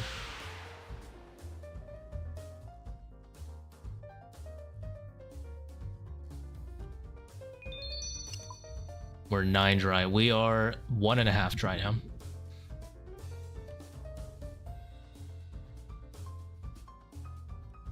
Have I green logged? No, because I still need the 2k cape. And then when I get close to the 2k cape, I'll finish the mogs. There's one mog I've been just kind of like too lazy to get, and it's the Kephri one, because I don't want to go solo medic. I could go with teams, but I've been lazy. I'll just finish that up when I'm getting to 2k, if I get to 2k. Or if I need the CA for the points. But I don't need the CA right now, so. Whichever comes first. If I'm down bad and I need the points, I will do the Kephri mog.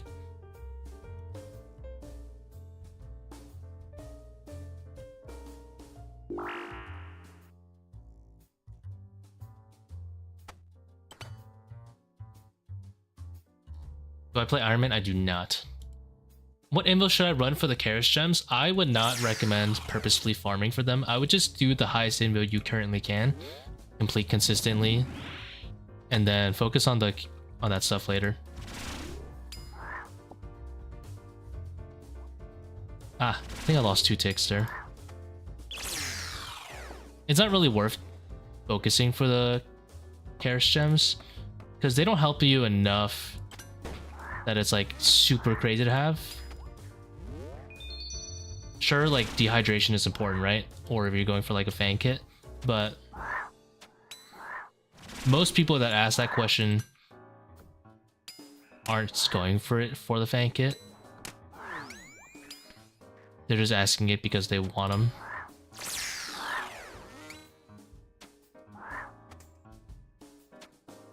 I should have traveled the other way. This is a lot of ticks lost. Don't you dare travel me up the... No! I should have expected better for this video game. And that one too.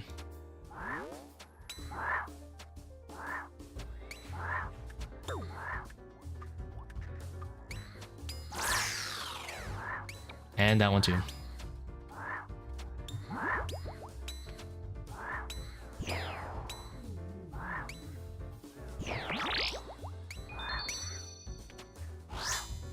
Oh ho ho, nice try, guy.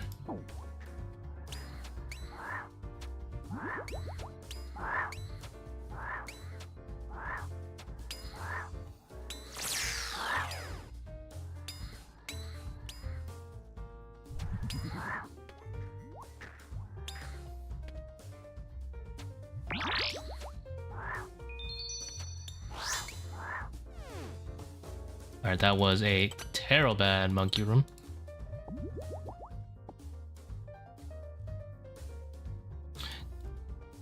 The worst thing is I'm playing slow so I can take less damage, and then I just take damage anyway.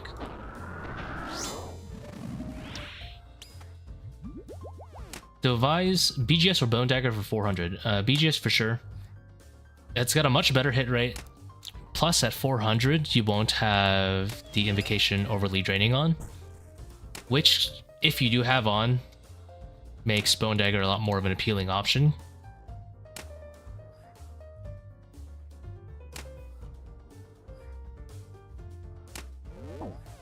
So, BGS.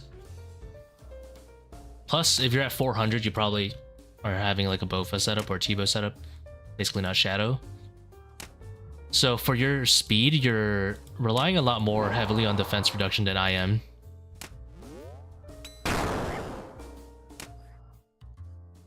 Actually, I should let him tank. I should face tank one hit so he can spawn the ranged baboons.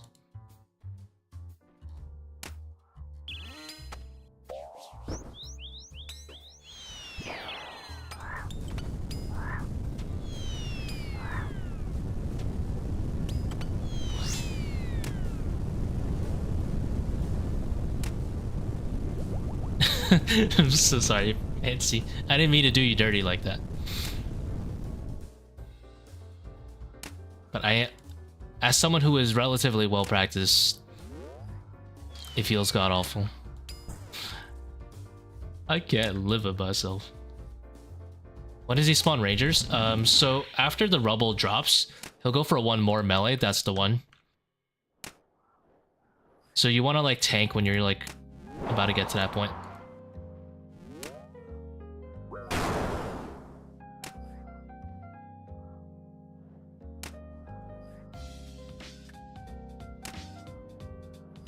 Not sure about the second rangers, but we don't get that far.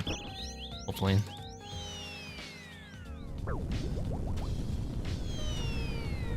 Oh, the blowpipe actually hit. Let's go.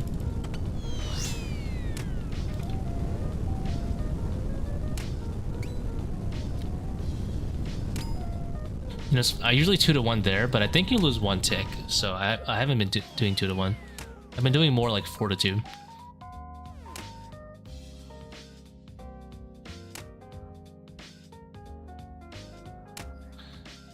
For me, my like golden standard for Monkey Room is I want to try to get like 145 or faster every time.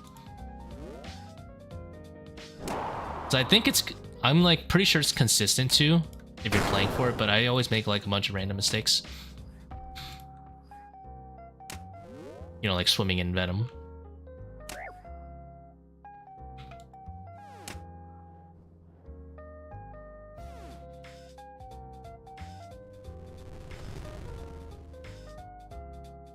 What I would recommend is if you're gonna pop Baba before he even throws the rock, like if your DPS is just that good and you're gonna pop him before he even throws the rock, just keep going and don't bother.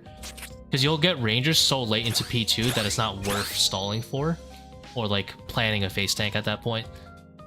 But oftentimes in a 540, your DPS will be close to the point where you can lose a few seconds to face tank, just so you can spawn the baboons real fast, and then you don't have to deal with them.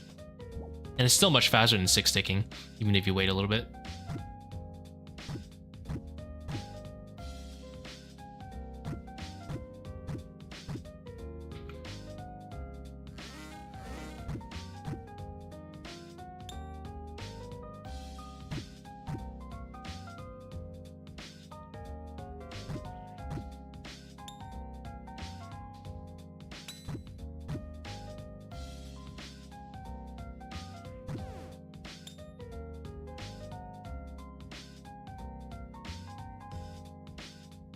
I am planning on playing Leagues though, John. That is the only time I actually play Iron Man. On the temporary game mode. Does your double ranger trap need Torva at 540s? No. If you see here, I'm actually using Basori legs. If I used Blood Fury, or if I use Torva legs, it's even easier. The method I'm using right now doesn't really require armor. It just requires you to Karis.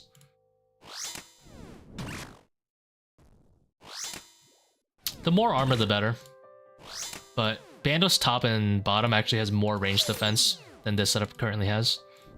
This current range defense is 244.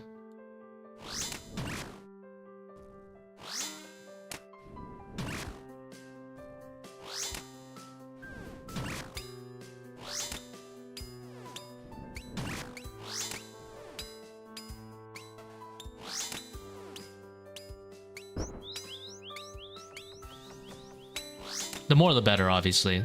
Always nice to have, but definitely not necessary.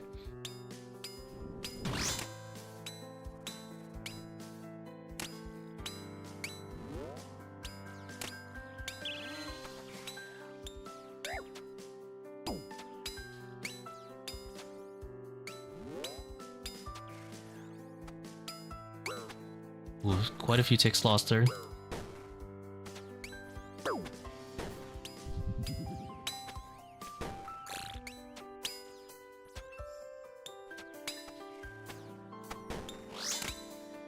think we let 2 swarms in, I think.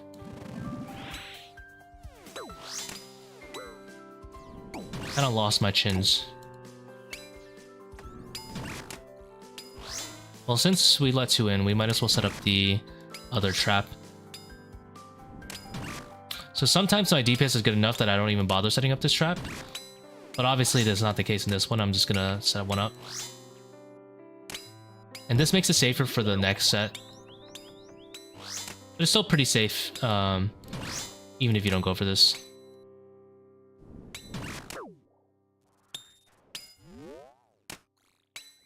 If I hit twice here, I'll go for the soldier. I'll do 1 stab on him.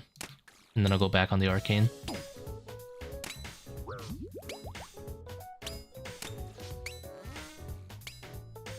And then I only do 1 stab on the arcane though.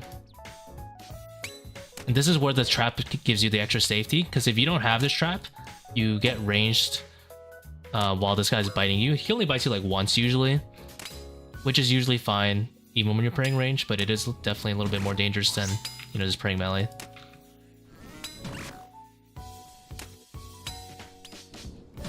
Once you're in this position though, if you have a lot of restores, you're fine no matter what. If you don't have that much, you're probably fine with like 30 HP. Because you're gonna just tank until you get to like 8. And then you're just gonna Karis and tank again.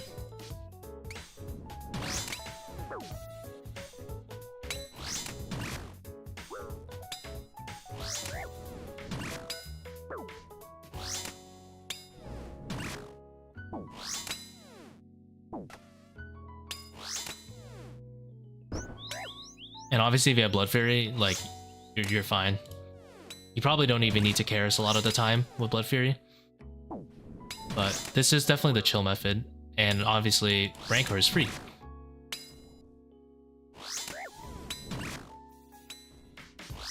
Rancor does not cost money to use.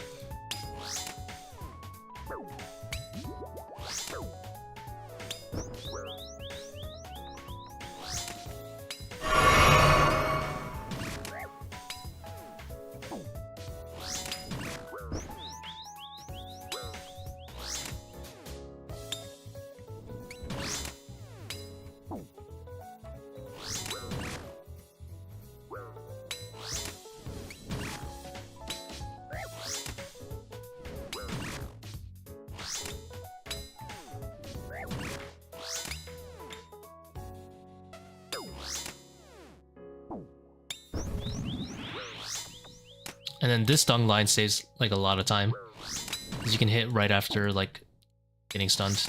Super nice.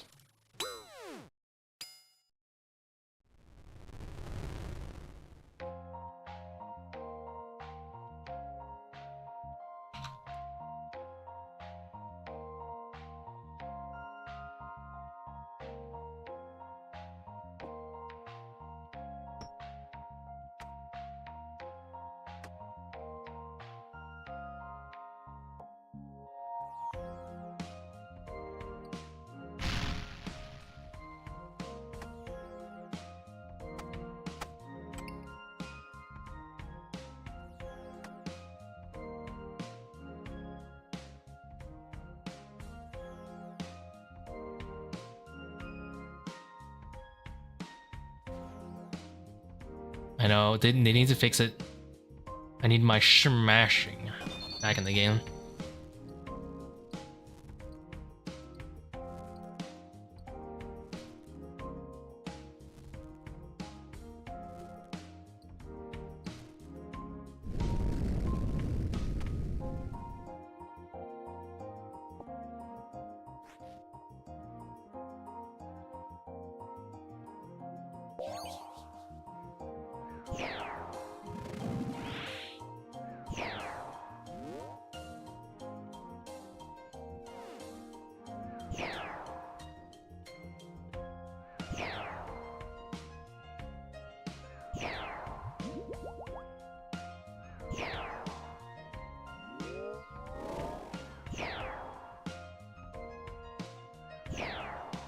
Easy step back right there.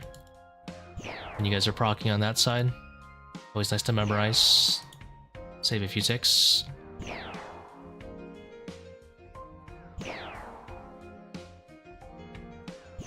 If you don't do that, you're so much more likely to fail this DPS check. You might fail it anyway, but you know.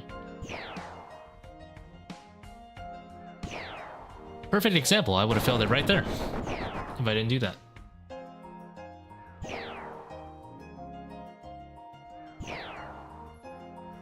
Also would have missed his hit right here.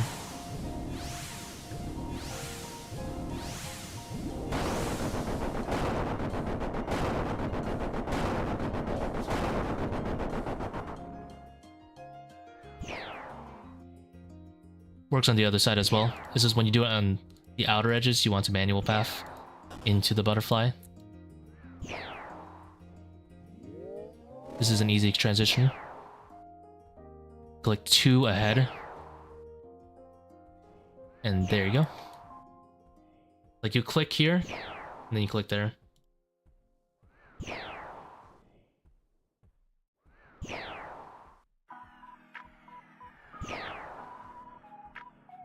I guess it's 1 ahead of the tile markers, but 2 ahead of that line.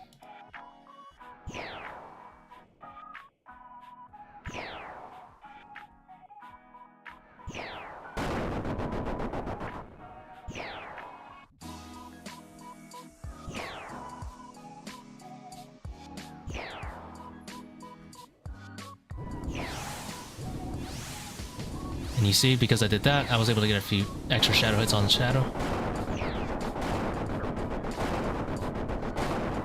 That's not ideal.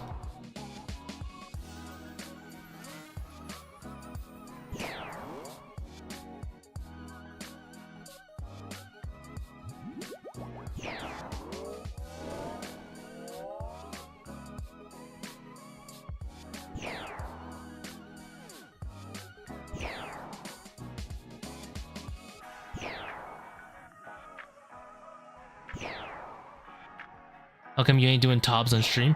I don't really like streaming Tob, to be honest.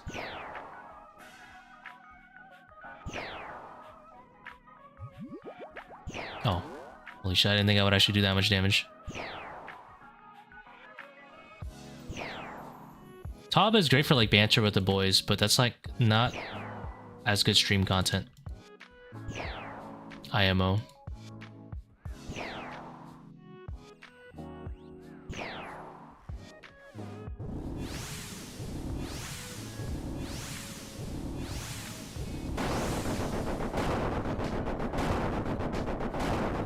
But how's it going, Batsy?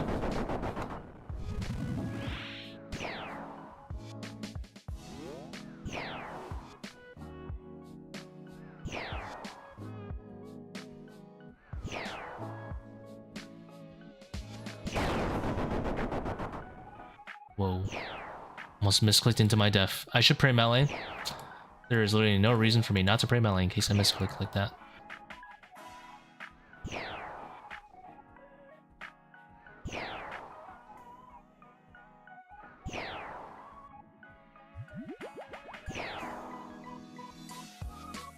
Alright, my throw out the DPS to me.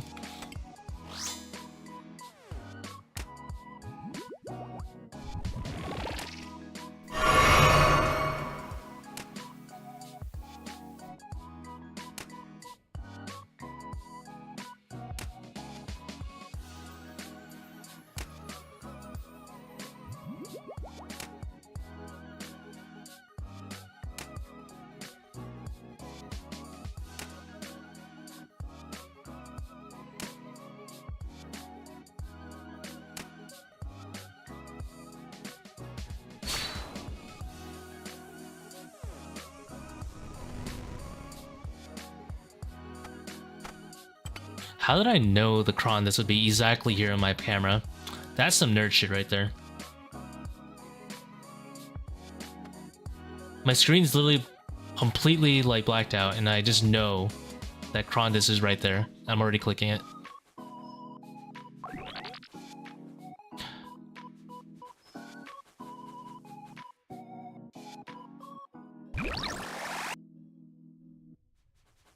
Oh no, I love Tob. Tob is one of my favorite raids. I just don't think it's like great stream content. But glad you're doing good. I think it would be good stream content if I was like teaching learners or something, or doing like an educational walkthrough. But I don't know about just like random ass money raid tobs. Holy schmoly.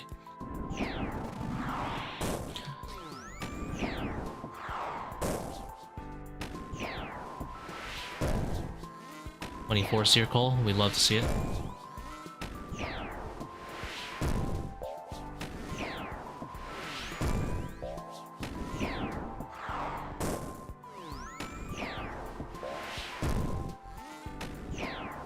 How do you get that line in Zebak? There's a plugin called Line Markers. You can just use tiles as well, but I like lines. Look a little nicer.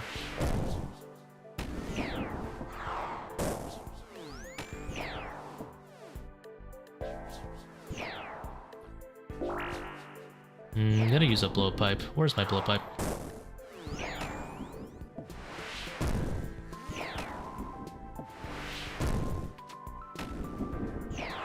Oh, did not mean to do that.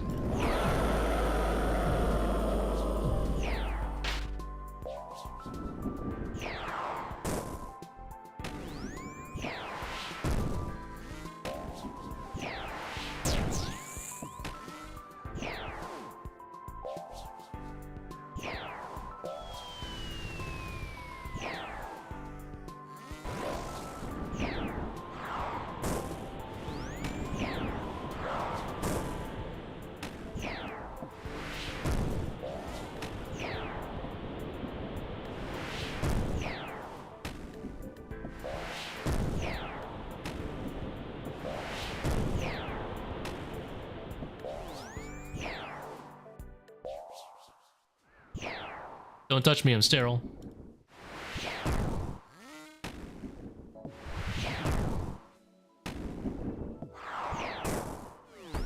By the way, that's how you deal with blood spawns and rocks. You just run away from the blood spawn, push the rock, and then run away for a little bit longer. Never rush anything. You have a deceptively long amount of time after he stomps the floor to get to the cover.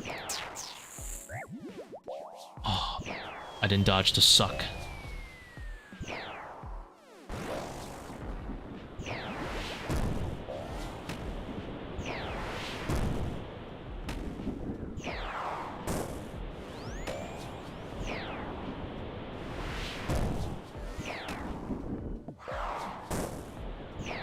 Upset stomach on? Yeah, of course.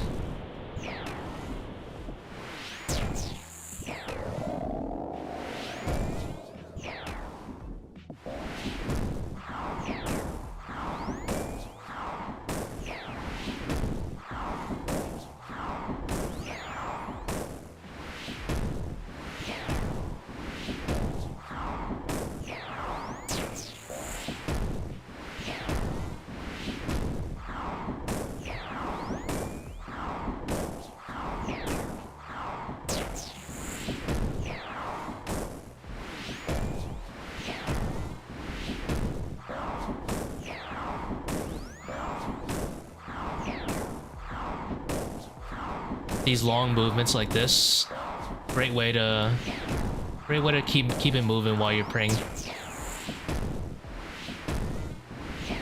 Easiest way to handle level 4 is just always to make these long movements.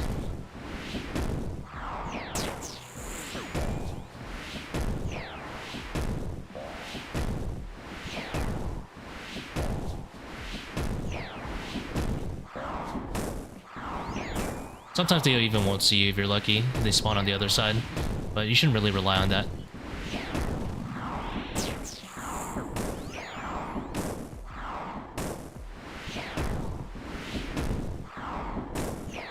Da. Crocodilo. Please. Thank you.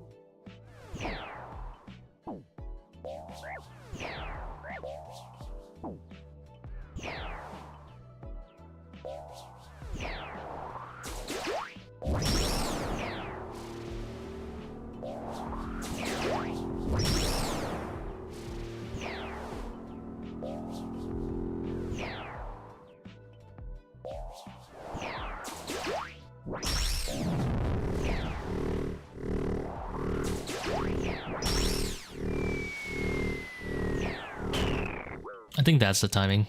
I think I'm just gonna use my streamer privilege and like two-shot the Obelisk though.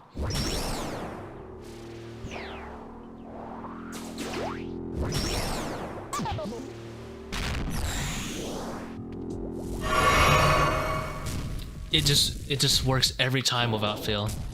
Every time I get the timing down, I just one-shot the Obelisk like way before the second set comes.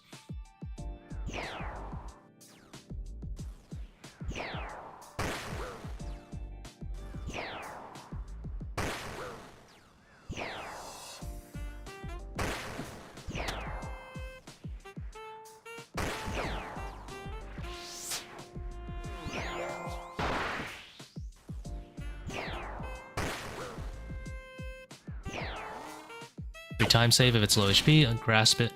That way you save time on the projectile.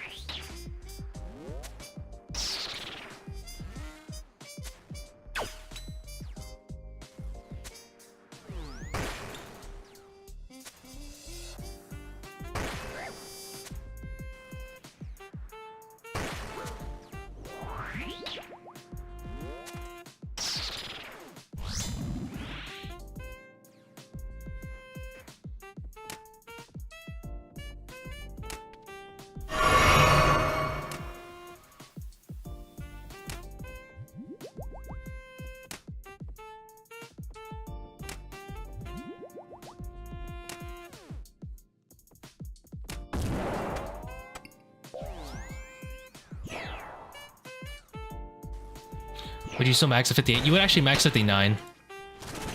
But it actually doesn't change your... So Torvid Legs gives you a Salted Fang max hit and a Salted Rapier max hit. But for 540s and 545s, if you can hit 58, doesn't matter. You don't gain any amount of extra like speed or anything like that going to 59. Exact same number hits anyway. So you might as well do this one. Save a little bit of time on P2 instead. Using Amethyst arrows? Hell yeah. I mean, I could do Dragon and Amethyst. But the problem with doing Dragon and Amethyst is that the quiver is buggy with Seercull, so I don't bother. I don't want to bother switching either. Oh, Eternals instead of Prims? I think you hit 57, so you have to bring like Elder Maul or something.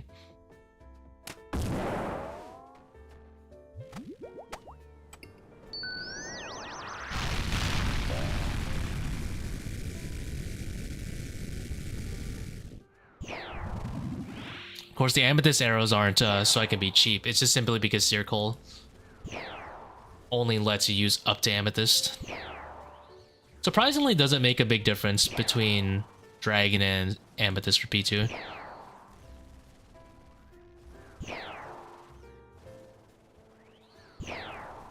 I wish Seerculls could use Dragon. It'd be nice. But I can't be asked to do the quiver swap, so I just leave it on Amethyst and don't care.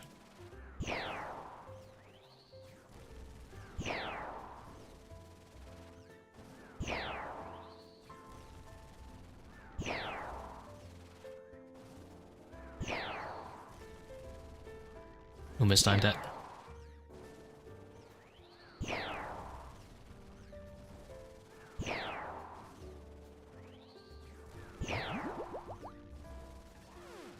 I'm gonna kill the first set because I want the HP and I prefer not dying.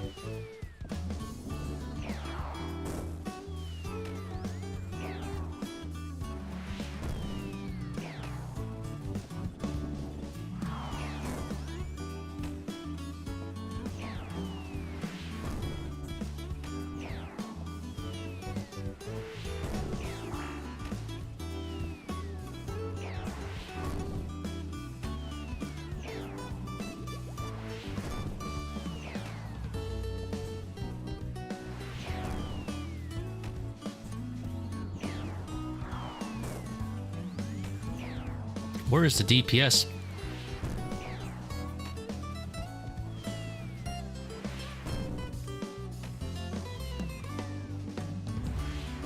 I wonder if I get hit by this rock. I don't even care. Looks like it's kind of close. But do I actually care? The answer is I don't think so.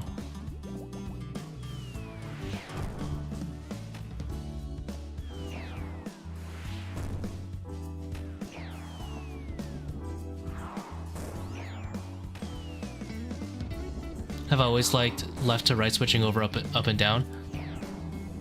You mean the other way around? Because right now it's on up and down.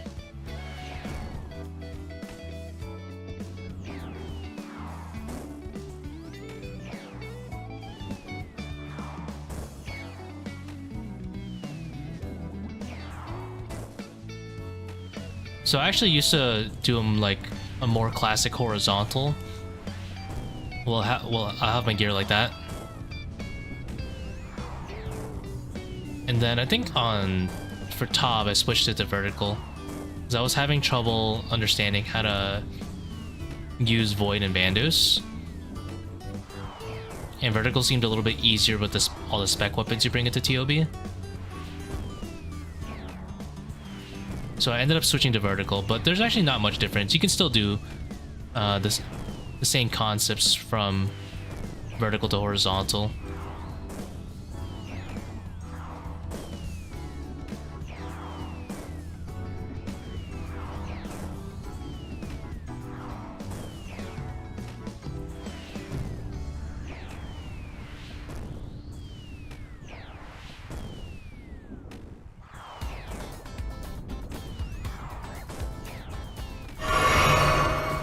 I checkmated by the lightning there, but whatever.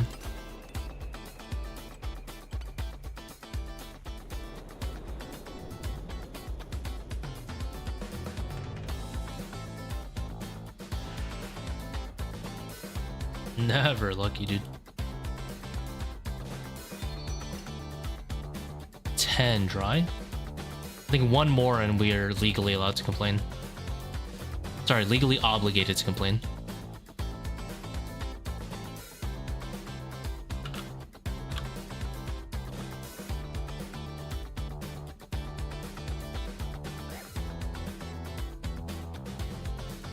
I don't think I like the soundtrack that much.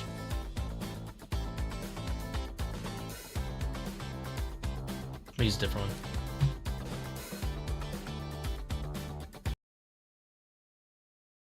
Okay.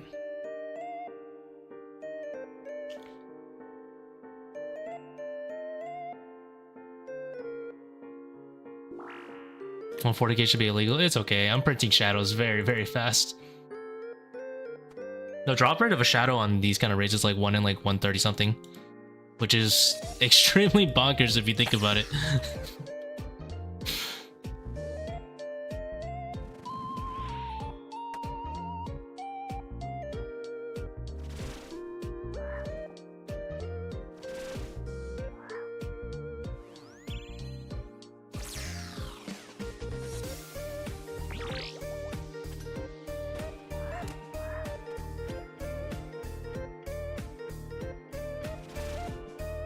Firmly grasp it.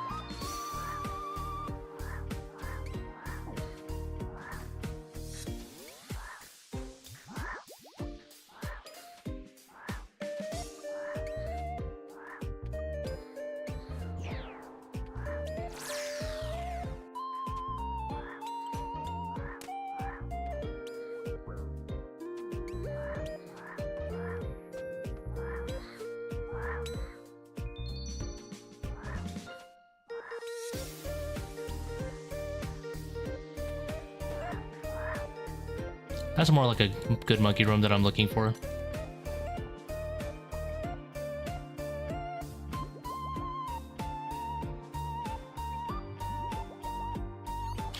Boom, boom, boom, boom, boom.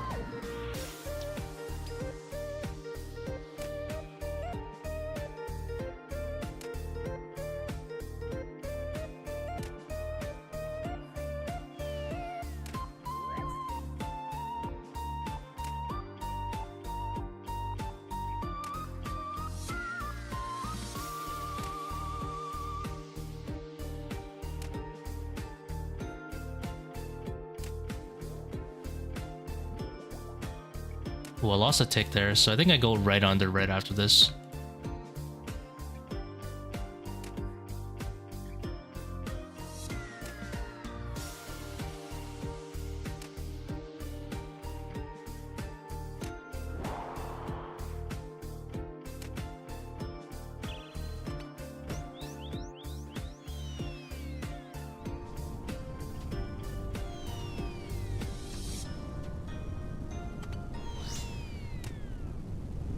I'd actually save a tick there every time, but I'm kind of lazy to go for the click every time.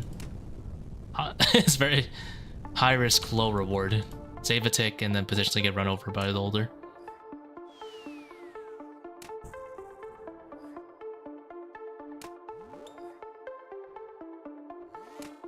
Yeah, my DPS is kind of nutty right now.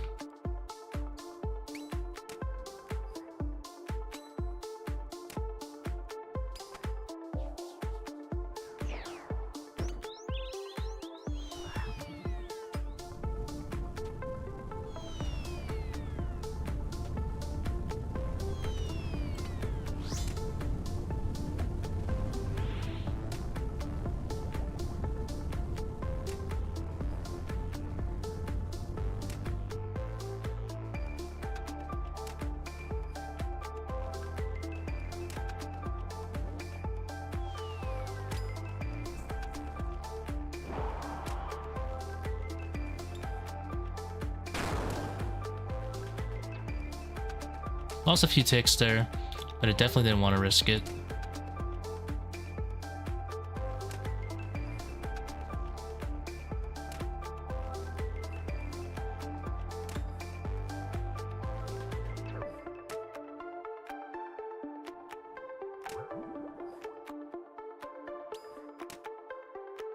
I think that's probably my best Baba opener I've ever done in my life. Holy, for 540s at least.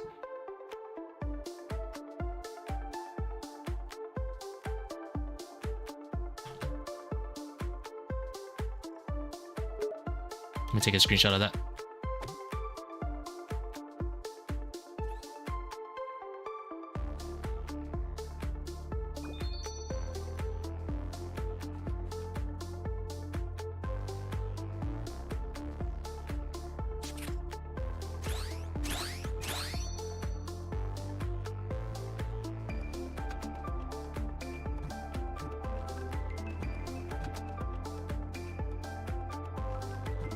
Oop, freebie.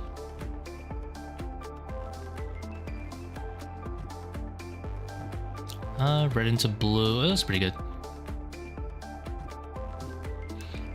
Let's run a manual path down here.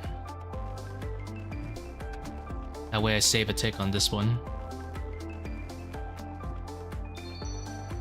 Okay.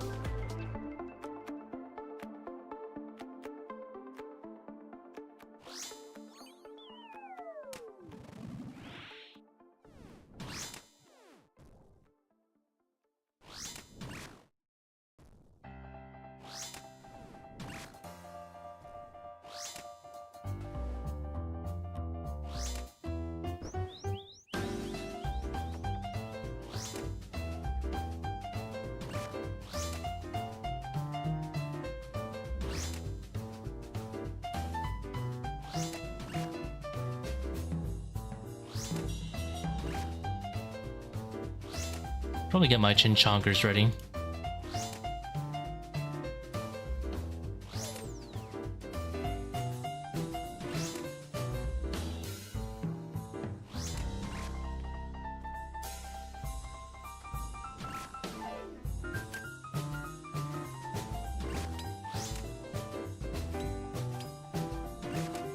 Perfect. We'll just leave that.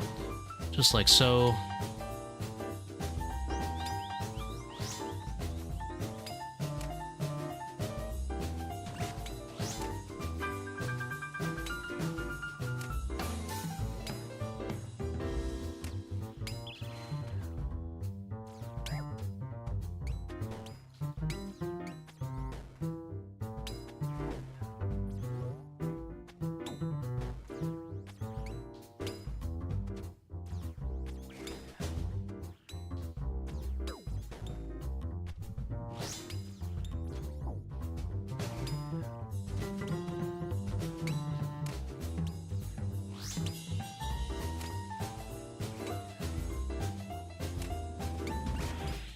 I messed up something.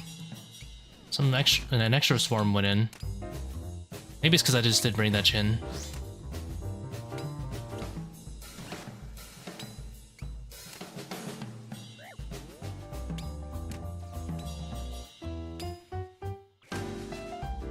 Oops. Just clicked something.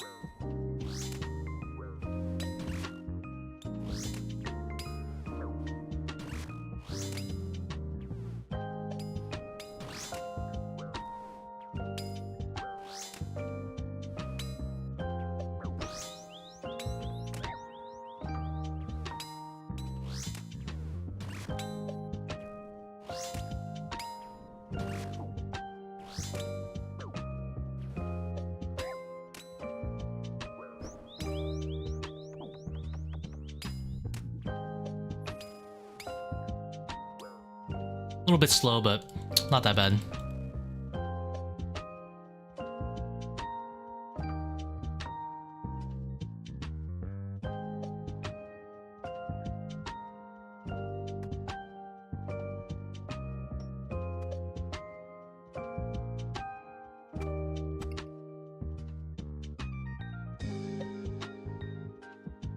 How do you do this again? I'm just gonna wing it.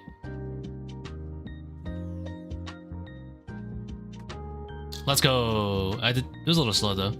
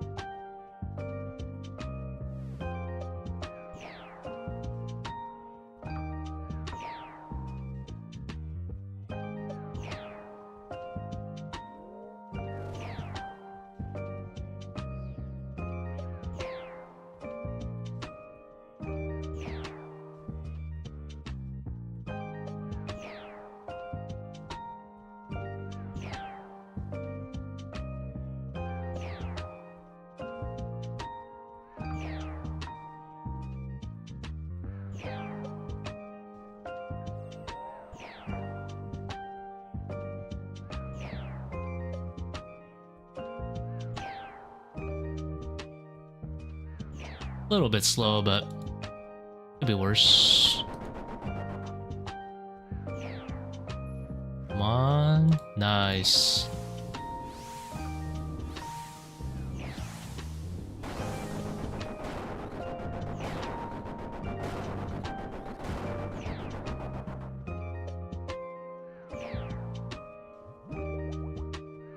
Lost a tick or two there. A little suboptimal.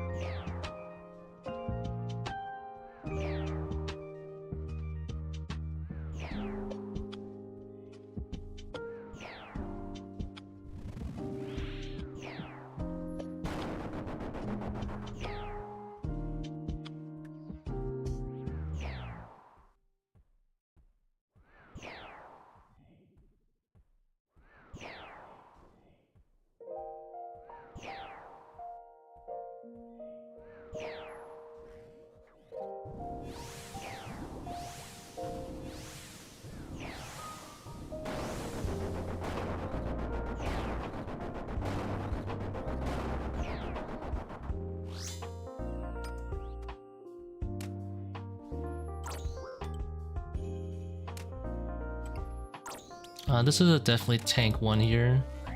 We can squeeze in this extra fang here. In case it switched, that is.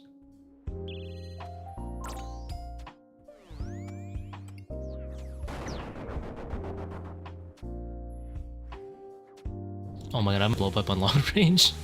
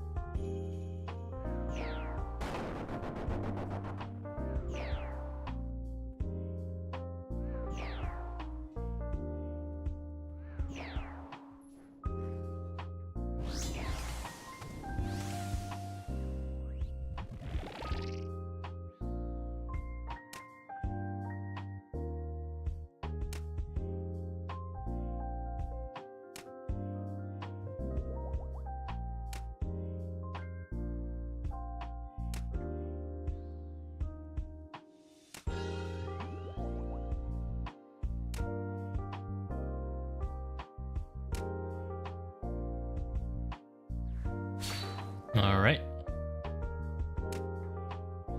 Literally, we're gonna get Akkha brick wall this run.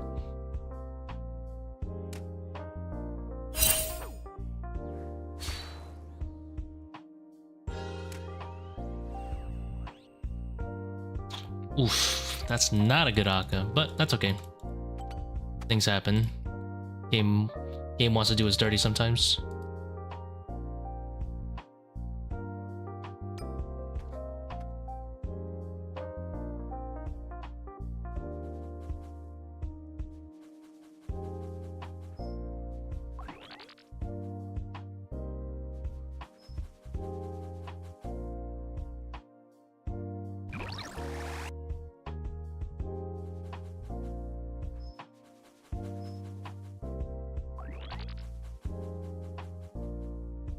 Oh, this actually is supposed to go over there. That goes there, that goes there. Well, we still get a good Zebak. This is still possible sub 30, but I don't have high hopes, to be honest.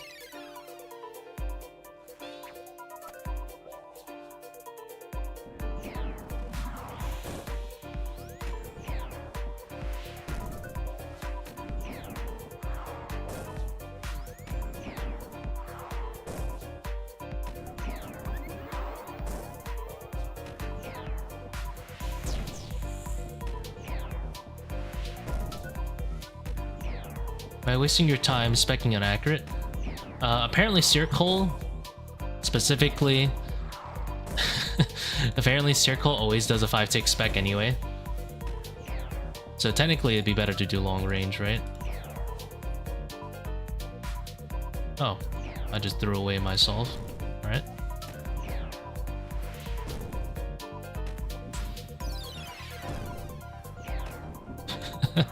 Alright. Get the other one.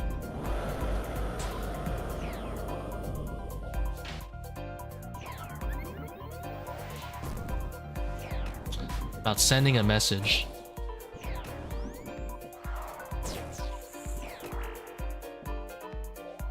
Accurate. Further shot, no. For Zebak specifically, be long range.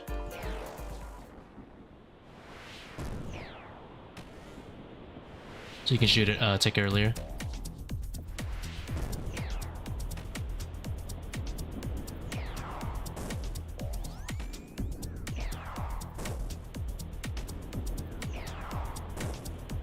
Is not a higher average? Even if it is, it's only 0.5 higher, because at most it'd be one hit, right? I think the tick saved would be a little bit better. I don't know, I could be wrong. Why rapier instead of mace? No reason. Aesthetically more pleasing, I guess.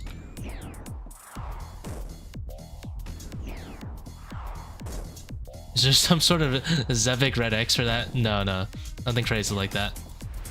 It's just a dart that I forgot to put on a quiver for. Imagine.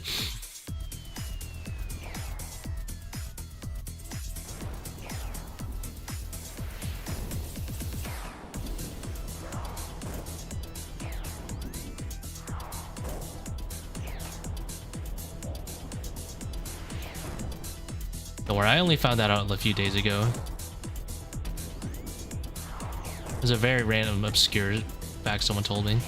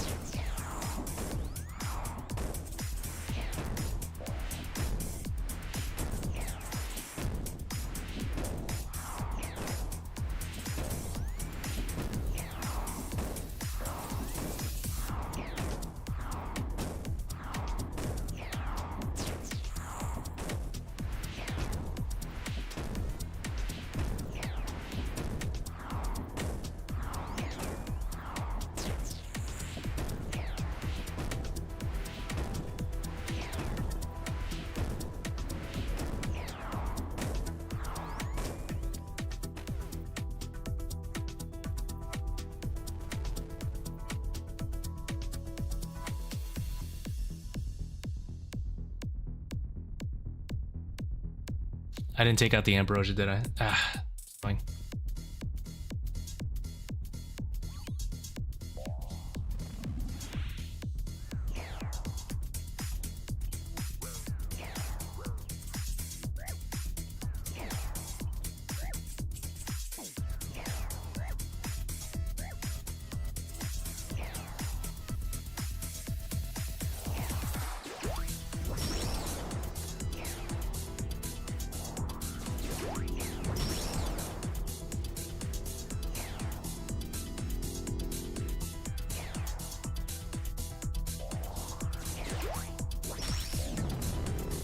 I think it's when this orb hits here.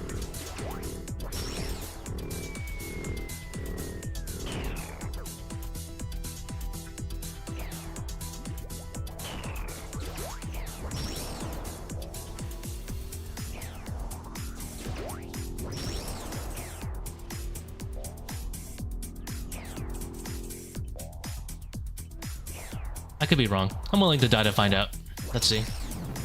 Streamer privilege? Just kill it before it kills me. Yep. Streamer privilege wins again.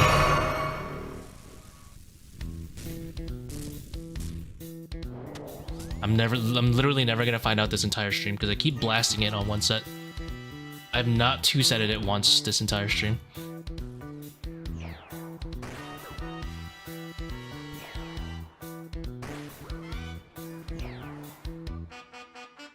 Bum, bum.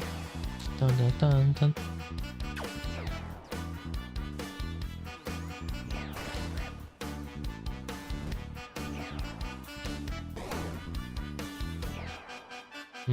No, I don't have too much HP.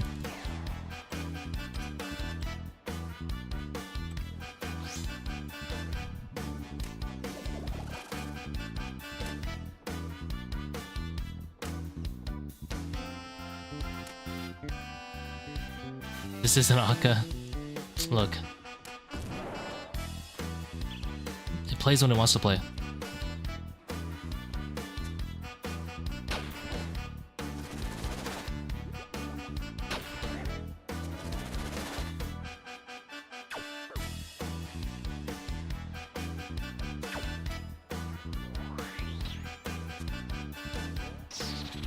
It's actually been a while since this one played.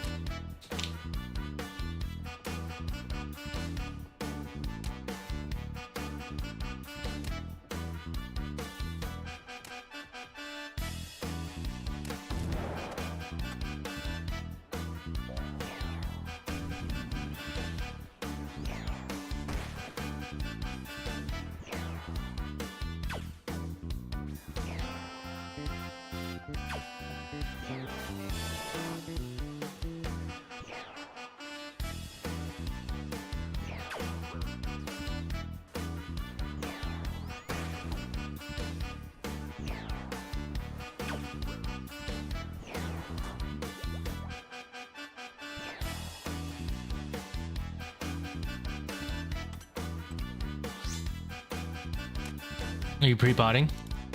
No, I don't pre-pot. I do the rates fast enough that 4 doses is fine.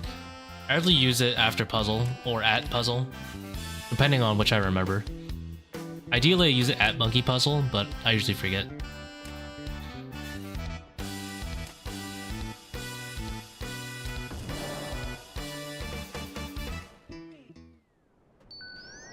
No purples yet, Bossman. We are still dry. Why drop the Ambro? Because I have dehydration on, so I can't use it. Even for the prayer.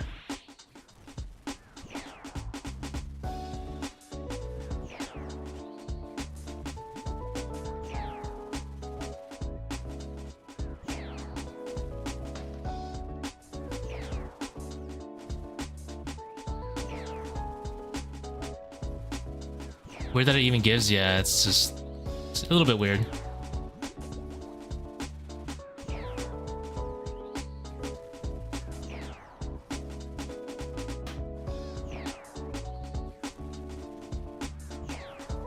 On a gross dry streak. Can't be that bad, right? 4 times rate. Actually, I've done 4 times rate before in 540s. 32 dry.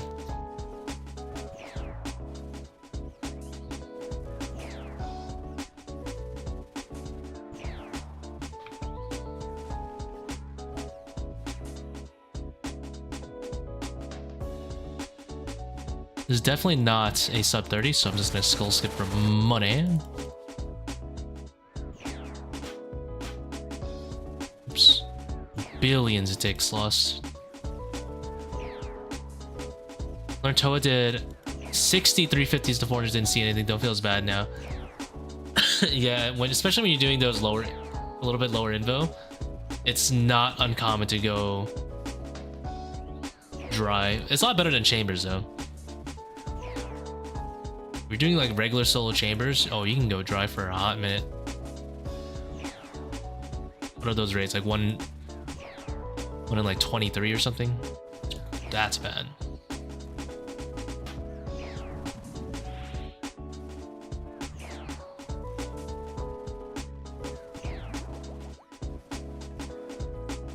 $28, bruh. That's disgusting.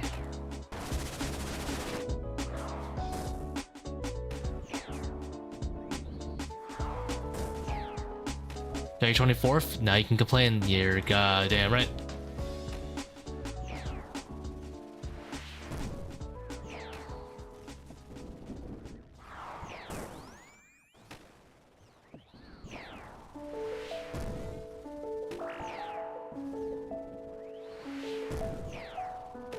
How much gear is worth selling Tbow with Max Mage?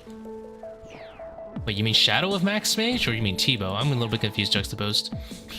Rephrase that question. Oh, oops. I'm just gonna kill this set. Want the HP.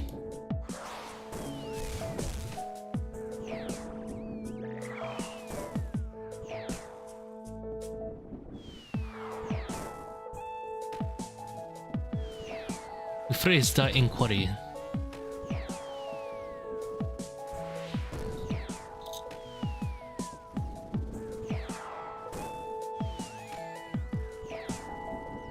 Oops.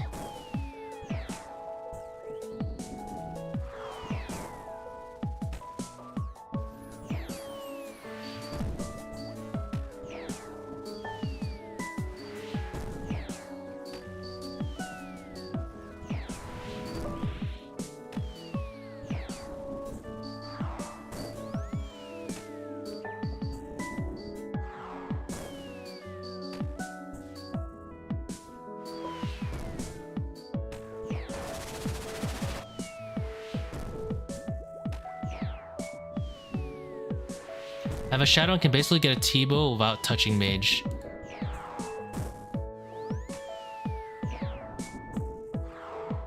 What do you mean without touching Mage? You mean like, so you're gonna keep the Shadow and you want to buy a Tbow? Am I interpreting that correctly? You're like, how much of my melee gear can I give up basically? Should I give up? Am I interpreting that correctly?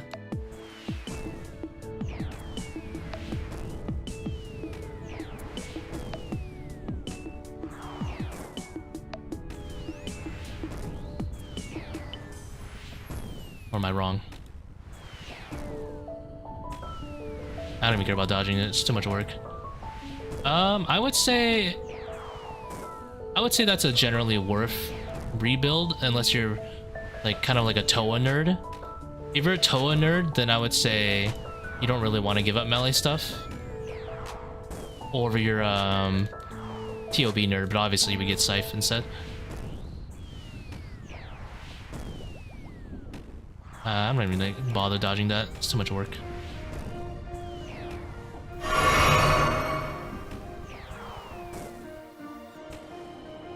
I would say generally Tbow is actually the third best mega rare to get these days.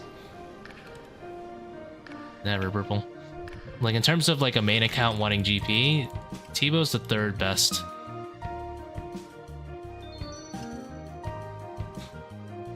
But that's assuming you can do Tob.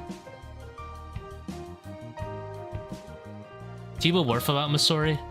Yeah, Tbow by itself is pretty good, just like that. But Tbow's a cool weapon. And is very useful in a variety of content, but if we're talking just like strictly raids, honestly Tbow is not that good.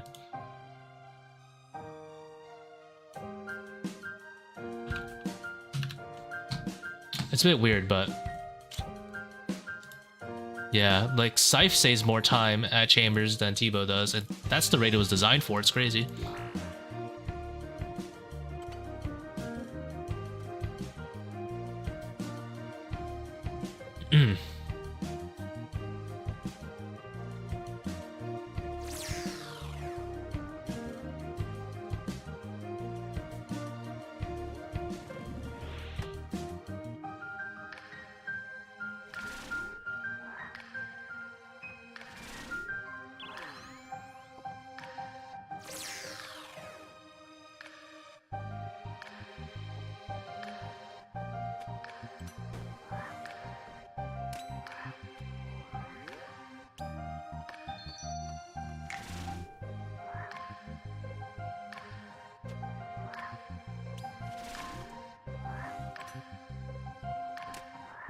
But yeah, like if you were to do it, I would say just because you want a Tbow, just do it with like D heights. It's fine. Don't stress it too much. At the end of the day, if you think a Tbow is fun to have, go for it, dude.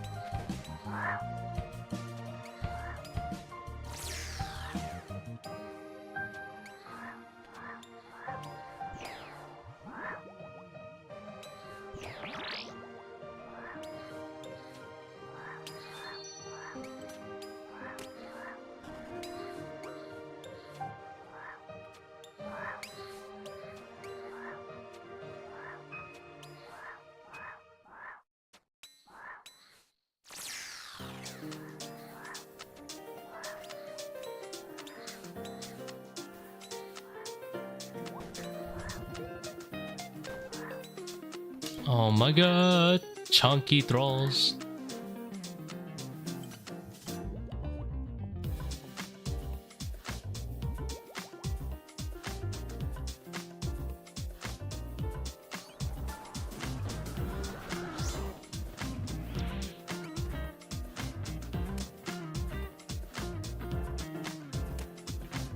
DCB and Torva, yeah. Like, if you can do Coliseum or TOB, Scythe is a better one. Tbow is kind of trash. Doesn't really help you there. Tbow is nice for some, like mage roll, right? But, that's kind of it. At Nihilo, it's kind of nice for less take loss, sure. But Nihilo is one small boss.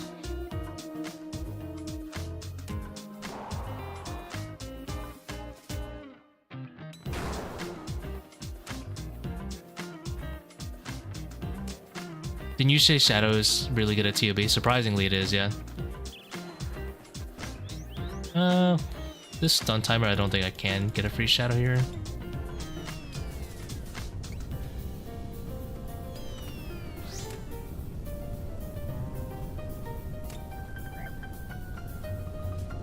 Shadow is surprisingly a really good weapon in top. Like, if you don't have a Scythe, it's really, really good.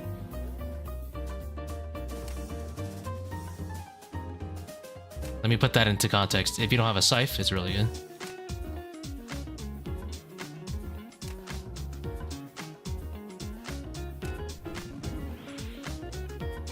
Otherwise, I'm gonna get reported to leader raids police for saying to bring a Shadow to top. Because it is kind of like extremely illegal to do that.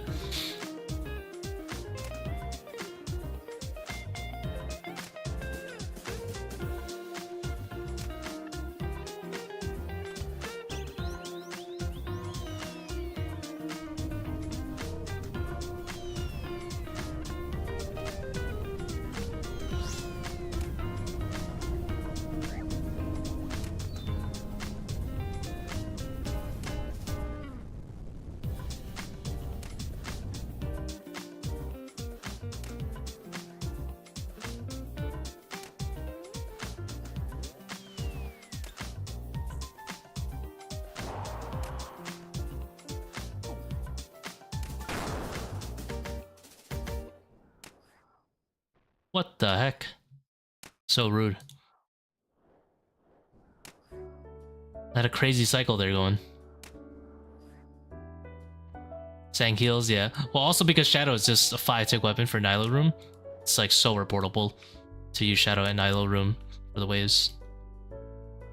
It's only really good at Soda's Egg and P2. I don't know about P3 calcs, to be honest. I don't know if Shadow is better than like Whip at P3, but for sure, like Shadow, P2, and Soda's Egg alone makes it like actually really worth bringing if you don't have a Scythe.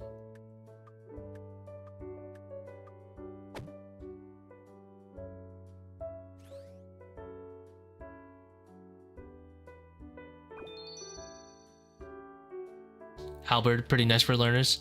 Yeah, it is. Although, if you have a shadow, then that does the same thing.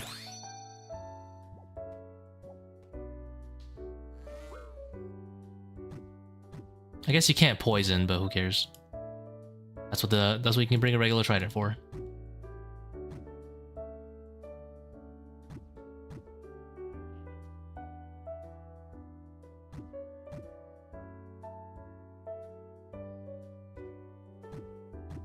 I think we manual path here.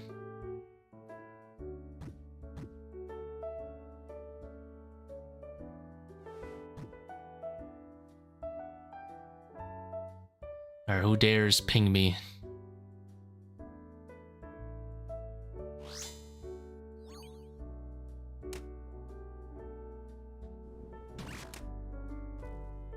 Who pinged me in Discord?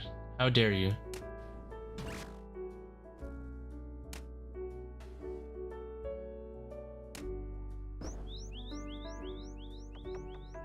To find it. Oh, I have to scroll up so far, don't I?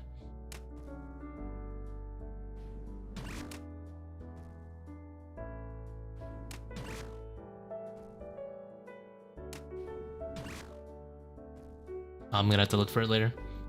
I can't find the villain that pinged me. DPS looks bad, so what I'm gonna do is not hit an egg. Did I not thrall? Oops.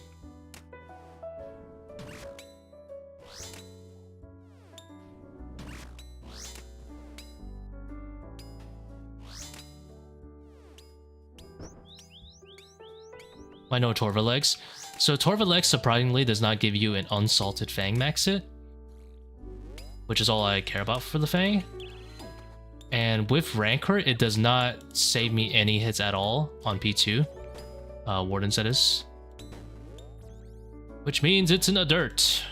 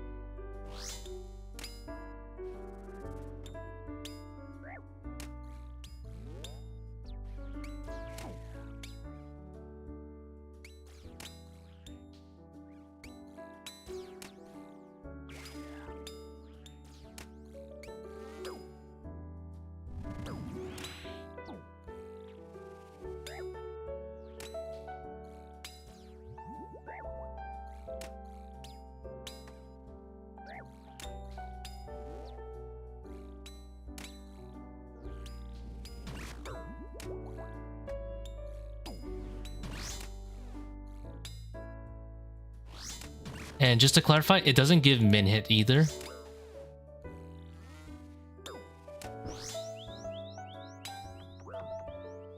If it gave either a min hit or a max hit, I would bring it. But it gives neither. Which is very strange. Because it's 4 strength bonus, but that's how it be.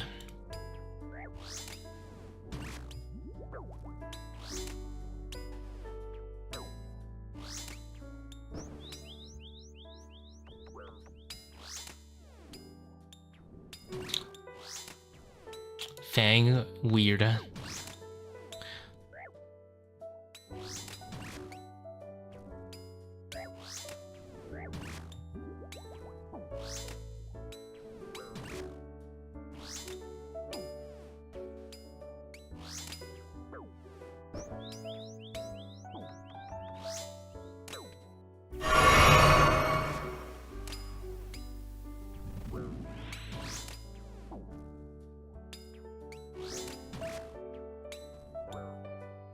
Criminal that the Fang is 13 mil, yeah.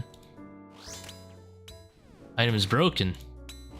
But there's a lot of way too many of them in the game. So it's understandable.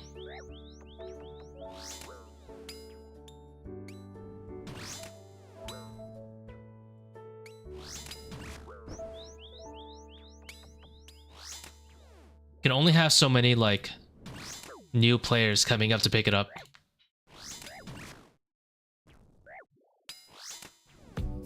How much would it be if it was as rare as Missouri? I think it would be higher priced than Missouri, TBH.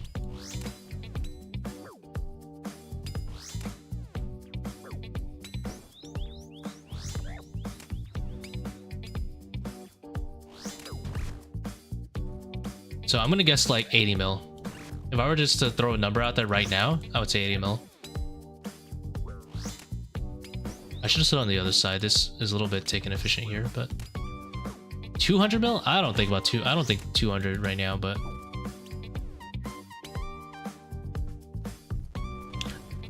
okay. If it was released in its pre-nerf state, I would agree with 200 mil. But in its exact current state, I would say like 80 mil.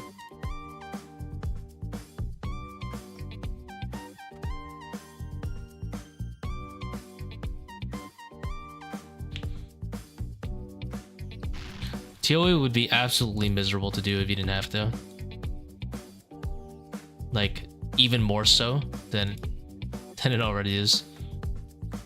Like, imagine you're an early game player and then you're just hunting down a freaking Fang that's like way rare. I think that's how you do it. The on-the-go mirror placement. Our brain folds again. We have learned another technique for the mirror room. I bought my Fang for 380 mil. It was so worth it. I printed so many more Fangs having a Fang. Just like me buying my Shadow for 2.1 bill. Oh, it was actually such a good investment at the time. Because I was hitting 400s when people were like barely doing 300s.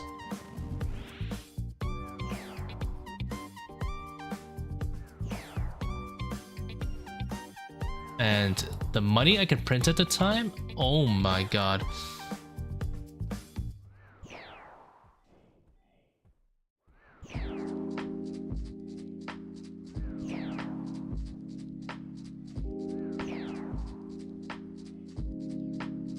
Oh, hold on. I see a little bit of a wall of text, but I'm gonna go ahead and read it. It sounds very interesting. I saw elitism in the question. I'm gonna read it. Do you have any insights about the perceived elitism surrounding TOB and the TOB teaching discourse? I.e., don't use Fang, don't use the Shadow, don't use the Noxious Halberd. I haven't read anything like that because, like, I haven't gotten. I'll be honest, the only remotely TOB related Discord I'm in is Weedo Raids. And it's not specifically around TOB. I know like Adicon has a TOB server for teaching people, but I do not know what you mean by elitism in that respect. I have seen some of the calcs for Noxious Halberd, so I can see why they say don't use them as certain bosses, especially like Soda's Egg. But not sure what other comments other people have made about it, so I can't really answer that. But TOB is full of elitists in general, so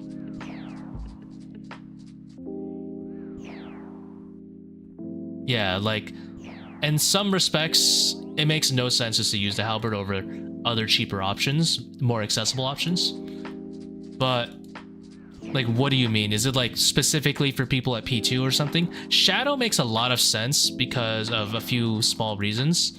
One, it's very gear expensive to bring a Shadow. That being said, I think if you're just looking to like squeeze in a kill or two, it's fine because Shadow, if you don't have a scythe, is actually really good DPS, unlike the halberd.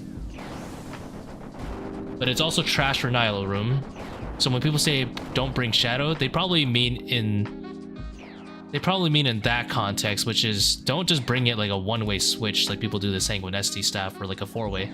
Because the Shadow, if you want to make it good, you bring max gear. So if you're like someone that doesn't own a scythe, then Shadow is a good option for you, right? But I don't know what else they've said about the Noxious Halberds, so I can't really make a comment about it.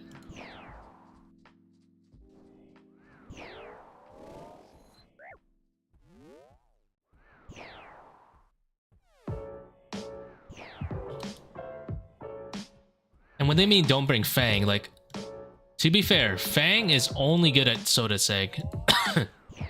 And I believe Fang gets deep. I could be wrong. I think Fang gets out DPS'd if you land 2 hammers, right? I believe I saw that calc. I could be completely wrong and I might have made that up. But if that's the case, then I can also see why they say don't bring Fang.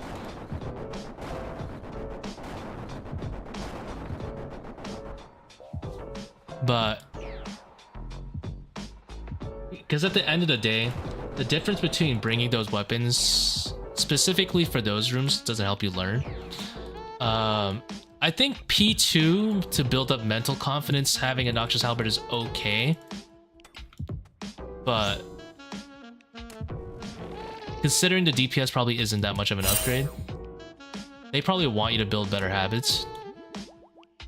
But I would be okay with someone bringing a Noxious Halberd personally for their first kill count for P2 specifically, but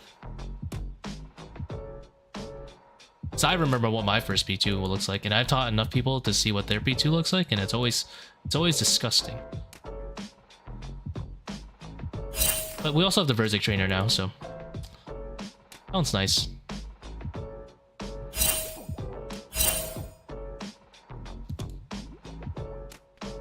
I'm fearing for my life. But I don't know if it's elitism though.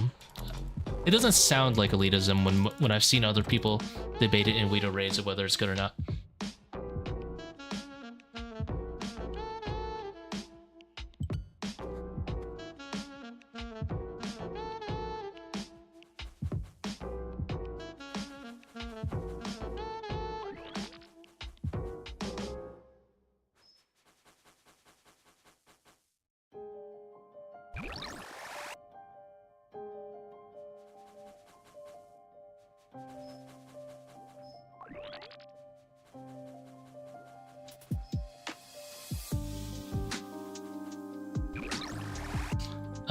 Let's see. How do you feel about 3rd-H hunting with masters? Sometimes I'll do it if I'm really striving for some dopamine. But I haven't gone for it recently.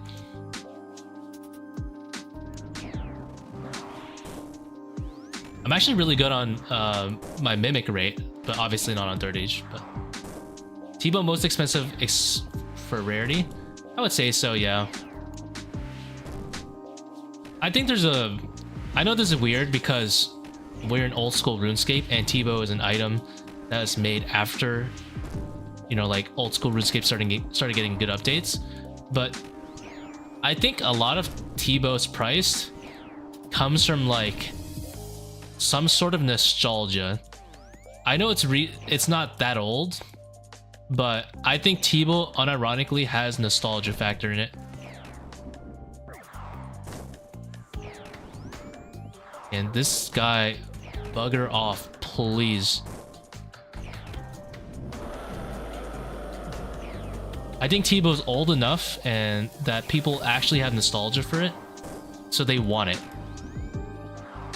And it's still a good item, but they cannot accept that it's not the rebuild item anymore. It's always been the case. When TOB was the most money in the game, people were like, should I do a TOB? Should I do a Scythe rebuild? Or should I do a Tbow rebuild? And the answer at the time was still the Scythe rebuild, because why would you make 13 mil an hour chambers when you can make 21 mil at TOB?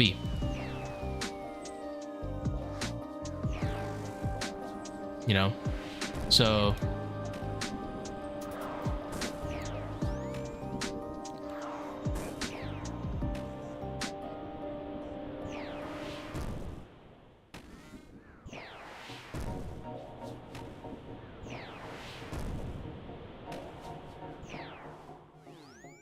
fire cheap ammo. The funny thing is, like, although that's true, I should have planned this out a little bit earlier. Might have to lose a few ticks here. Alright. Although that is true that it's cheap upkeep, when you have the money for a Tbow, upkeep is not an issue anymore, ever again. You have enough money to plow through the game at breakneck speeds of money in general that it's just not a problem. By the time you'll burn through, let's say, 200 mil supplies, right? Let's say. You'll have probably gained 900 more mil. Probably way more.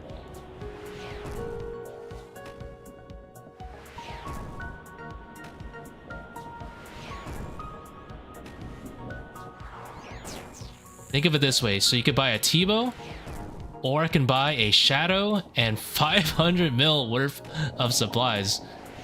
For reference, I bought roughly about 300 mil worth of Soul Runes and Chaos Runes before ToA was even released to keep for myself, right? Like 300 after accounting for inflation. I have still not gone through that stack. That stack still remains. Another fat stack. It is a fat stack of runes that I just have in my bank and don't think about. And you would have double that stack theoretically if you were to buy a Shadow instead of a Tbow. And you know how much money I made from TOB? I have made probably 14 bill. Supplies are irrelevant to the whatever is meta argument, you know? The whole rebuild thing is a meta discussion of what's more efficient for the account. And the one thing that's going to be the most efficient for any main account is money. Money per hour. And your supply cost is usually not a factor in your overall money per hour when it comes to the mega rare items. It's not like Blood Fury. Blood Fury, oof, you're swinging a Scythe Blood Fury, that is like 5 mil an hour. No one cares about the Soul Runes and the Scythe swings anymore. It's dirt compared to how much money you could potentially be making.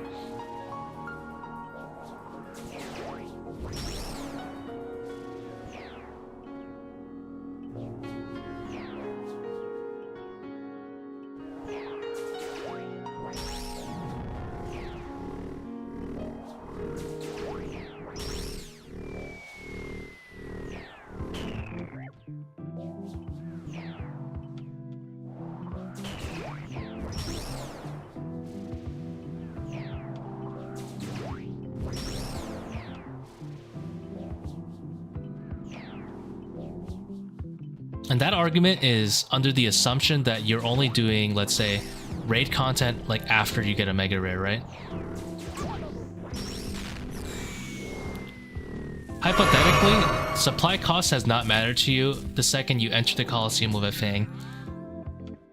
Because Coliseum with no mega rares is already like 15 mil an hour. So like, who cares, right? Who cares about supply cost when you're making 16 mil, over 16 mil an hour with a Fang at Coliseum? Because you can get GM time with a Fang or Soul Reaper very easily with enough practice. So at that point, do you care about supply cost? I don't think you do. You just do the most efficient content that you want to at the time. Supply cost be damned.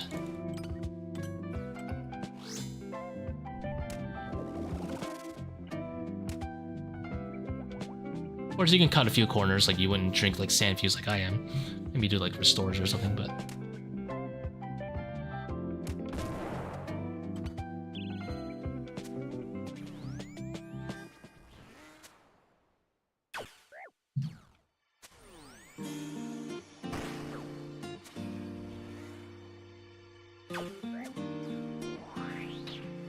Yeah, actually I've noticed the difference is like nothing. It's kind of crazy. Sand Fuse are like 16k, I think, and Restores are like 11k. It's like a 5k difference.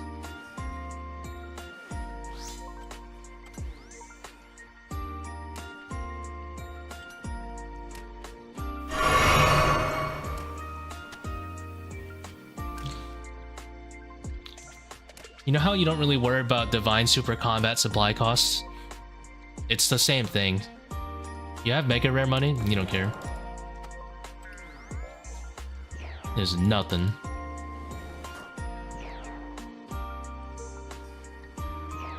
$16K, let me see what it is right now. Oh, it doesn't say.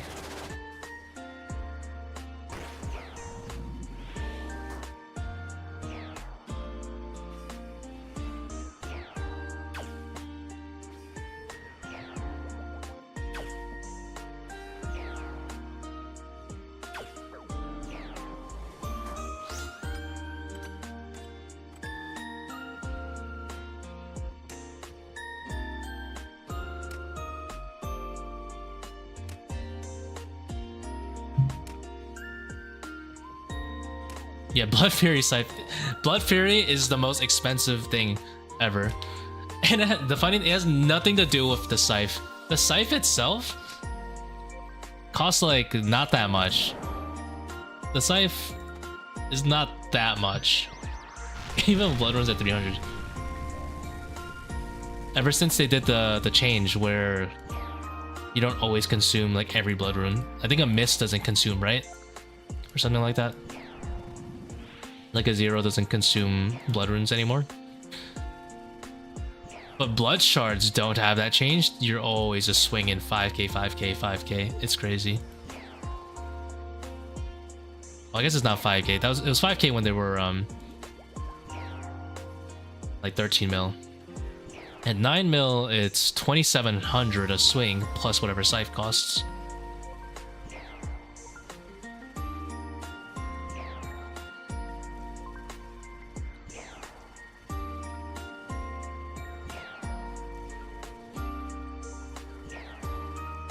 So I guess it's like, what, 3 point something K?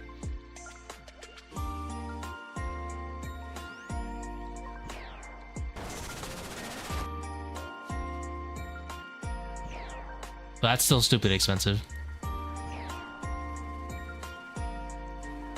You know that clickbait video I made kind of recently about the Guttins?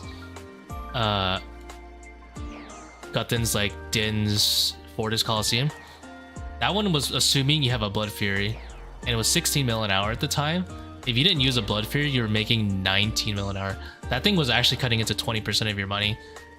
And it was just a Blood Fury. The Scythe was like nothing. I can't believe that thing is so expensive.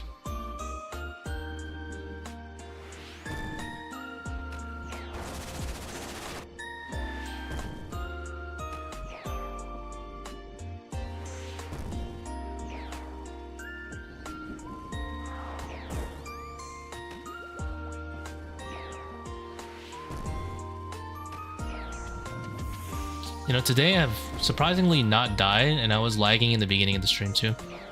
Looks like the internet... Oh, a little bit of lag there. But...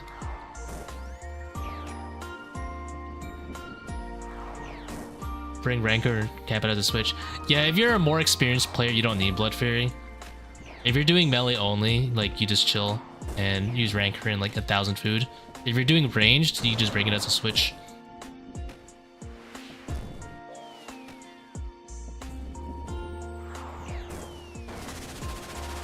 Oops, missed that one.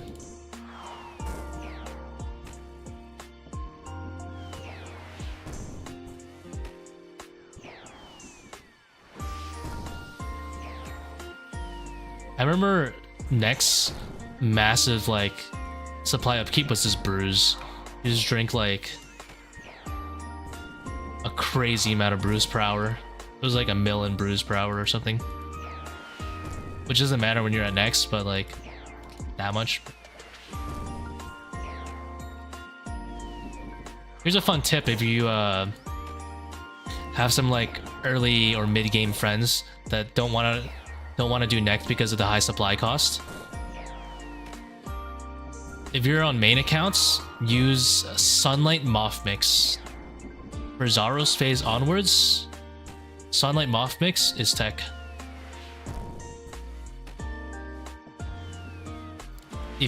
Specifically, if you can get like a team of like 3 at least to do it, Sunlight Moth Mix is basically free brewing that doesn't bring down your stats. And it's a very easy thing to coordinate. It's, if you fall below 70, click them off once. If you fall below 30, brew. Or, sorry, if you fall below 40, brew. And Sunlight Moth Mix is beautiful. You can get a very cheap, basically no supply cost, like next going on if you technically moth the entire kill, but I wouldn't do that. If you have 4 people doing it, technically it's bruise but free without the saturing. Low-key beautiful, thank you, thank you.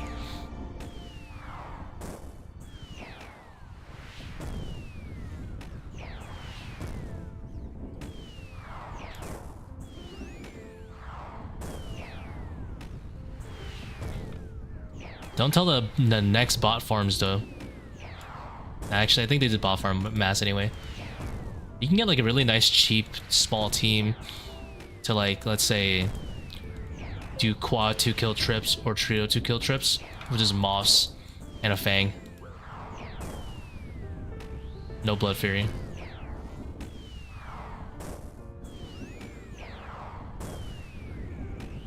Or 1-kill trip if it's like the super budget players for like blow piping and stuff. 32 minutes, skull skip.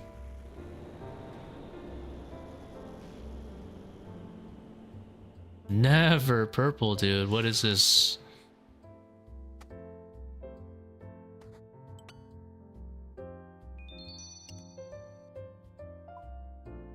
$12 dry on 18%.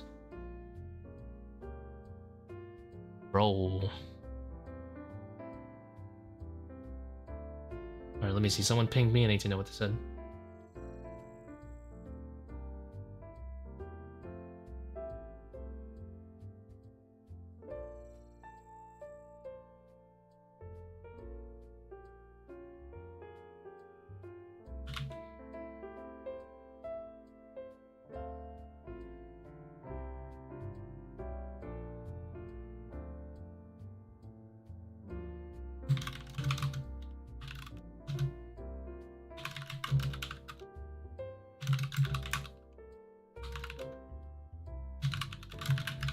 $16 heal for 4 players, is that, basically.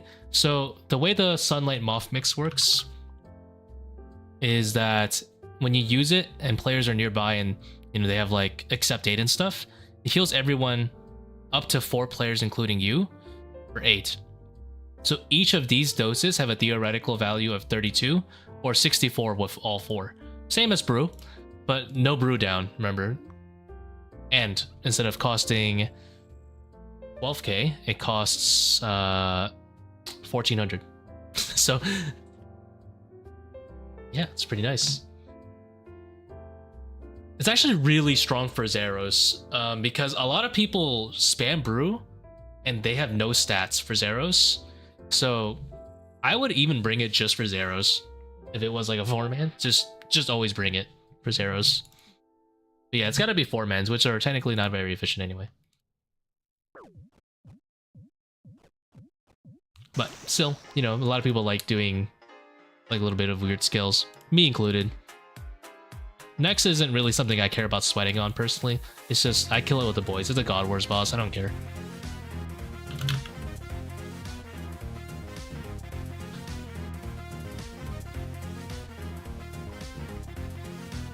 I don't really give Nex much respect personally as a boss. I know a lot of people really like killing Nex and enjoy optimizing it. I don't care. For me, optimizing Nex is like optimizing Saradomin. I can't. I just don't care. I know she makes tons of money, but I can't do it.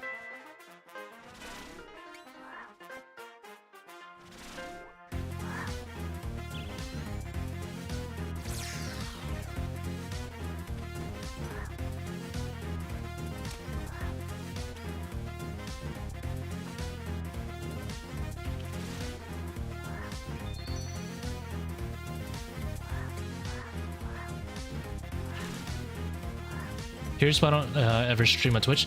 One, I'm just lazy to set up the stream. That's like the main reason. Two, I don't really like... So initially when I streamed on YouTube in general, the main reason was because discovering people on Twitch was hard. Like discoverability was not good. Although I liked like most of the rest of the platform. And then two was the crowd. I'll be honest, the Twitch crowd is a lot more rowdy. And I'm more of like a chill gamer, so I don't really mesh with like a rowdy crowd, personality-wise.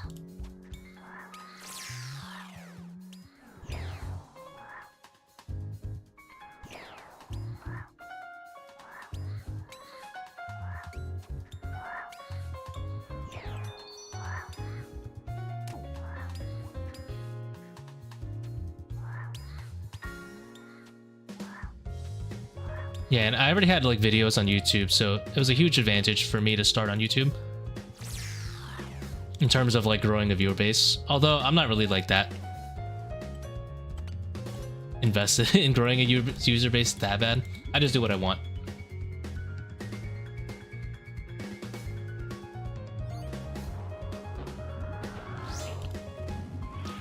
Like I don't feel stressed to put out content just for the sake of putting out content.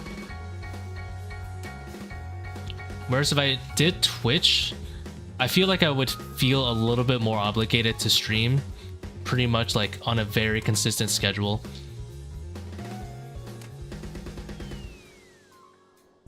Can you use the moth with a diet? Yeah, it's considered... actually, I think it's considered a potion, not a food. I could be wrong though. Actually, I have no idea for ToA.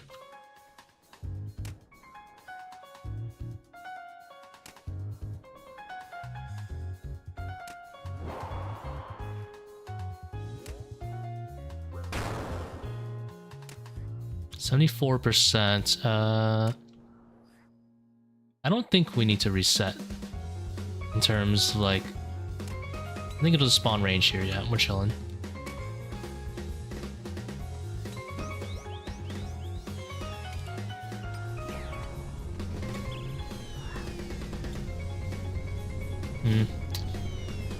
A little bit grief.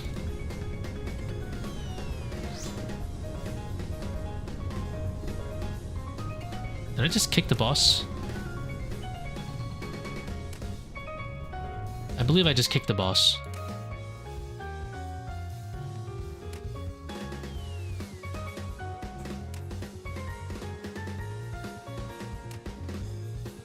Kick tech OP. Yeah, I freaking clocked her.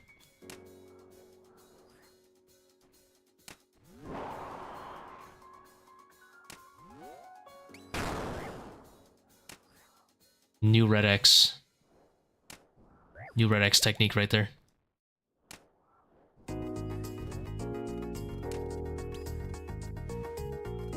Oh, why didn't she chase me down right there? Must be something weird about the timing.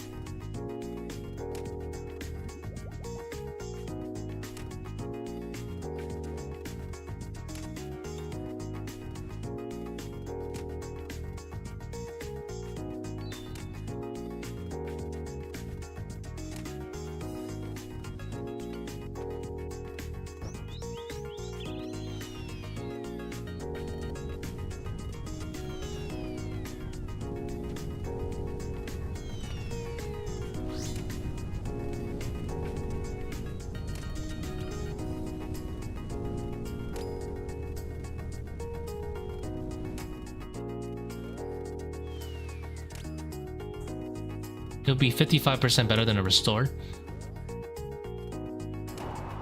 Wait, what? I don't think the moth mixes ever get better than their respective potion counterparts.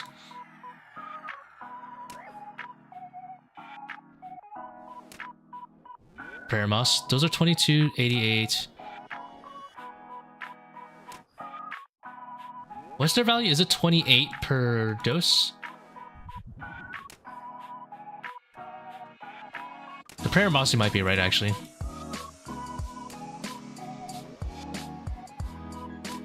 Well, I was supposed to reset that cycle. Yeah, whatever.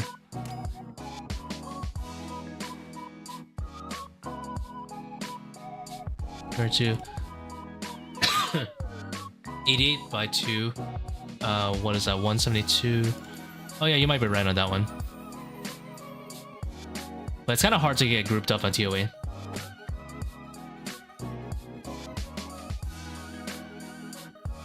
Next is really easy because you guys are all just like fanging the boss.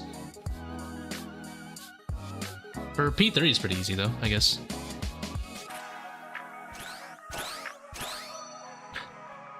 Here's a secret though, Chris. So you could do that, right? But if you're in a team ToA that can share, you know what you should do?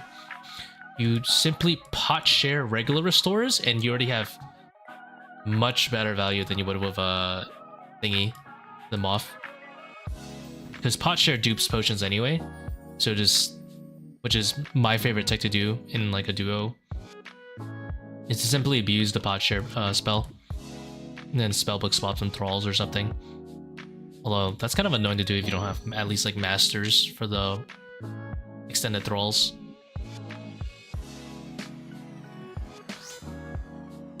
So many runes. It's actually not that bad. You know why it's not bad? Because you could bring in all the runes, right? Tell your teammate just to lean back and chill, hard camp all of their prayers, and you just constantly spam share. It's fine. He'll just drop you restores anyway, because you've duped all the restores in the game. Yeah, you walk into the raid with like 2 restores, and they just keep drip feeding you. Well, you could probably walk in with like 3 or 4, but yeah, they just like drip feed you restores.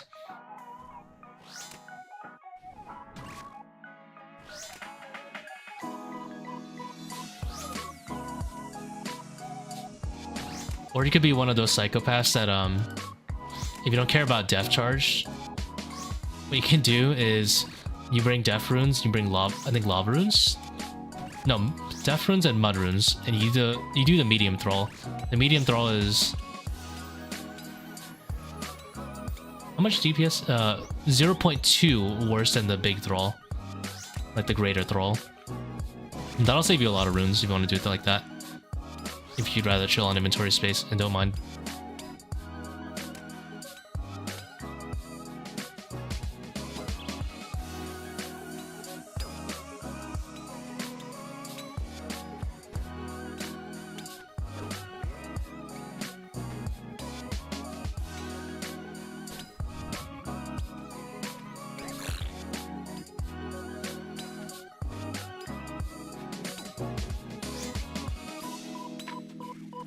I lost that tick chinning, but I'll be honest, that was the most satisfying chin I've ever done in the game.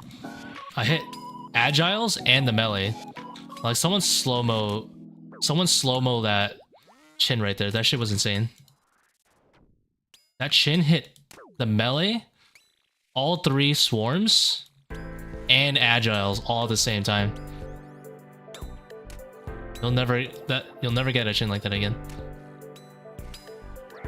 Ah, my leg.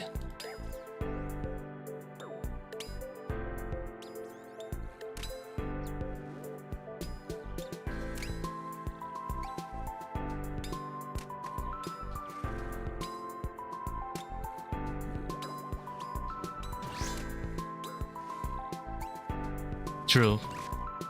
Moth is technically like the more brain off method. The only thing about the Moth is you guys gotta stand together, which kind of sucks.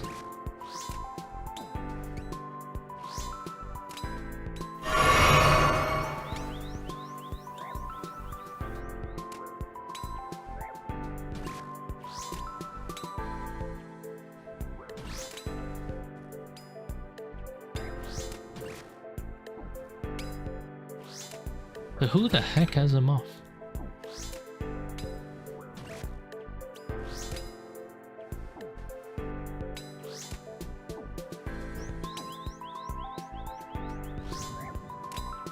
Double ranger trap. What don't you like about it?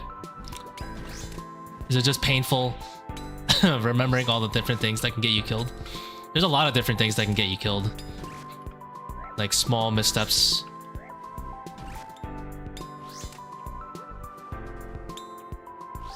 Once you get used to it, it's pretty chill, but like moving here by accident in the first one gets you ranged, which is annoying.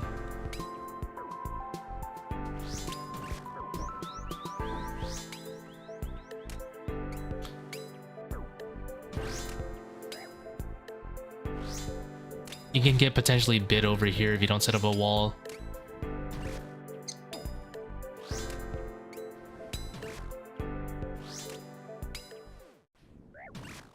There is definitely a lot of work for the double ranger trap.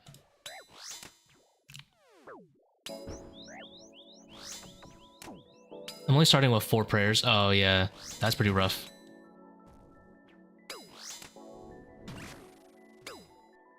You bring range. I assume you bring range into Zebak, but look at the time though. It's so rewarding.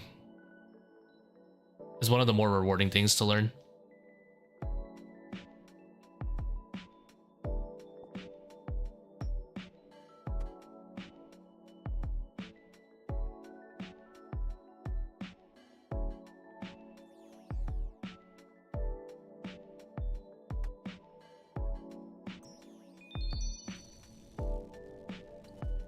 Sure, I don't bring Anguish, yeah.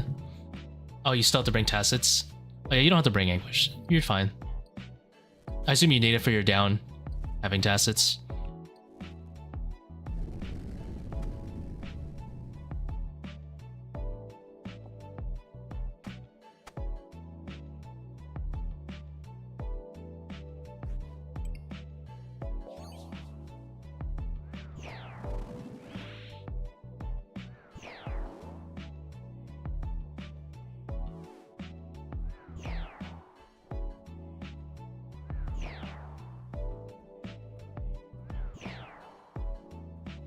They should bend the Anguish. Yeah, I think it's worth it.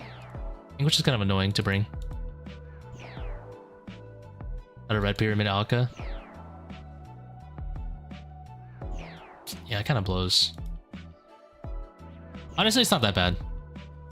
Let me stop the cap. Red Pyramid's not that bad. It feels bad using an inferior prayer though, but statistically, not much difference. Assuming you have max mage.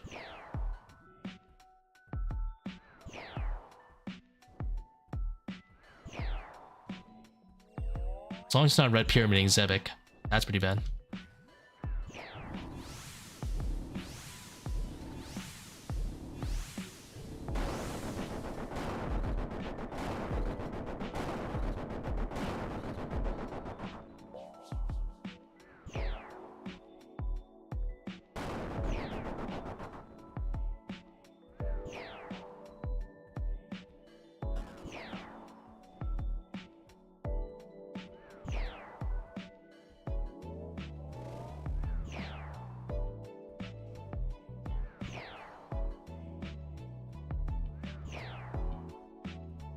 Are you using Tbow for P2 as well? We're using Blowpipe. If you're using Blowpipe, it does kind of suck to bend the Anguish. It's fine though. It's not that bad, but...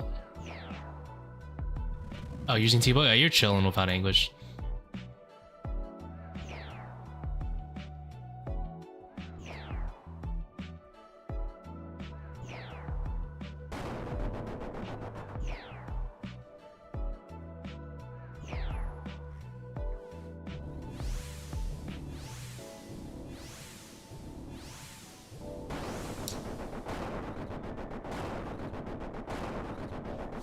So that would give you, I think, 5 restores going in, which is really good, actually. 5 restores is really good.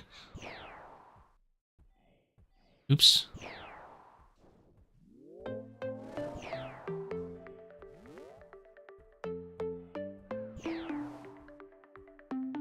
Assuming you have 1 regen. 5 restores, 1 regen. Super chill.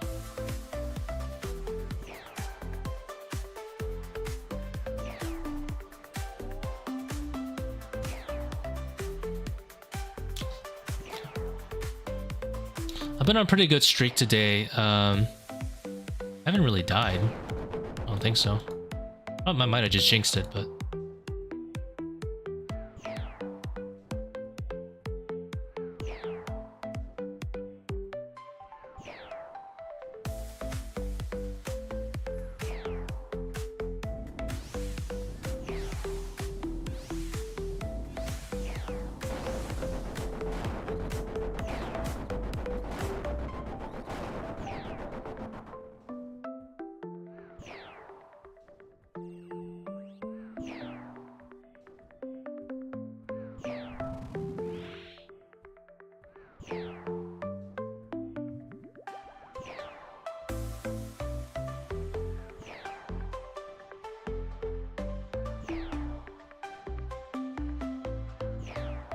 Reap 2 Akkas because you don't want to sip during enraged. I respect it. I'm such a dirty saver when it comes to my restores.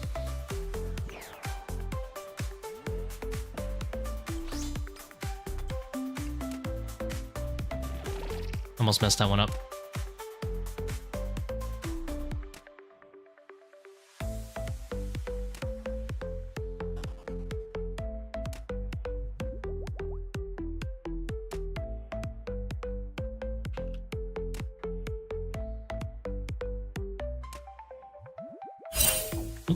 Hate that one.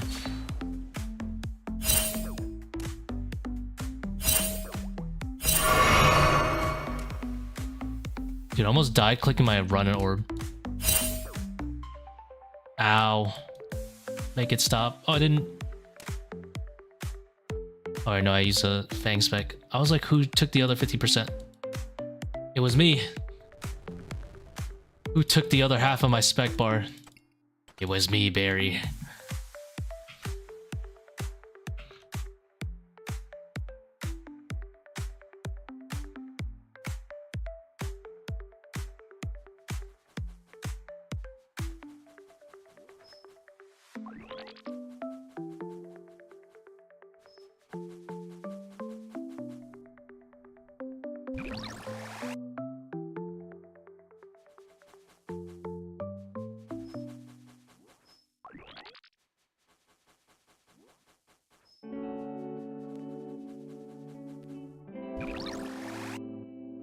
Long range, let's go. Maybe this is the meta for the Seercull. It's always gonna be 5 tick anyway, right?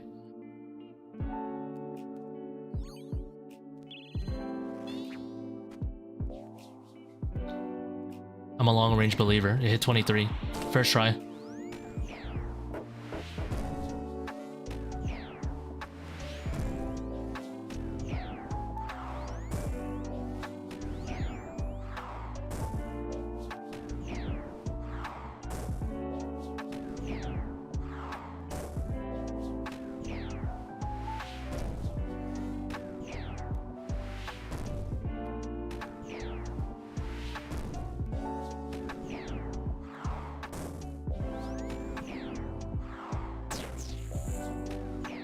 Compared to like the average person who does high invo Zebak, I do, or just high invo ToA in general, I actually use a lot of prayer at Zebak.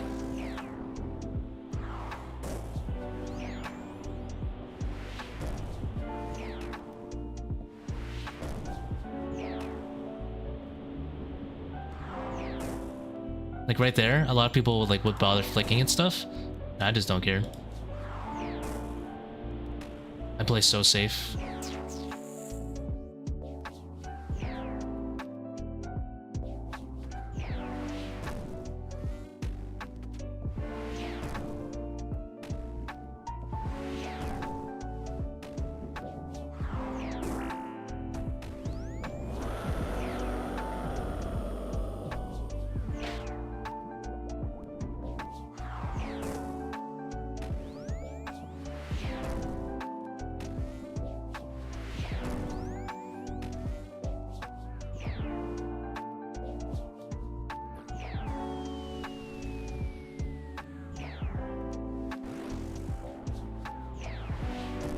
Ooh. Wait, we could just run there. Chillin'.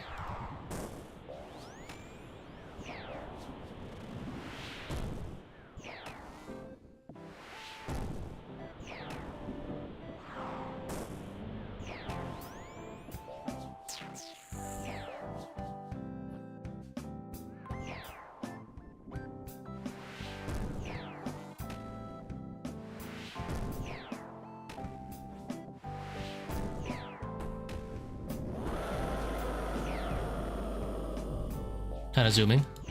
Oh, I kind of am. You're right. This is Zebak is pretty fast for a level 5.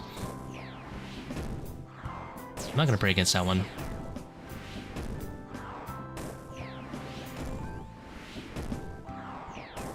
This one I will, because I'm pretty sure it's the tomatoes. Tomato.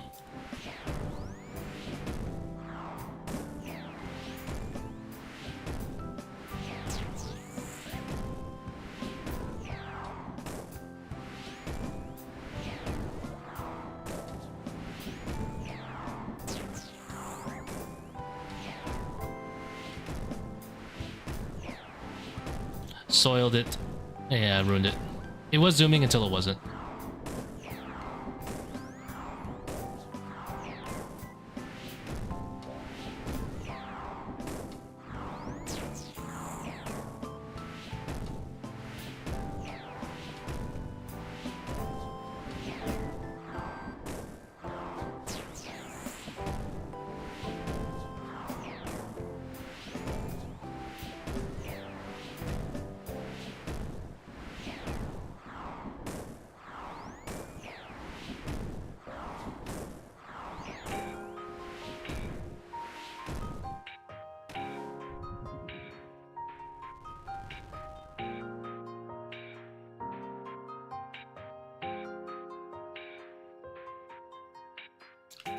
Still a fast rate overall, though.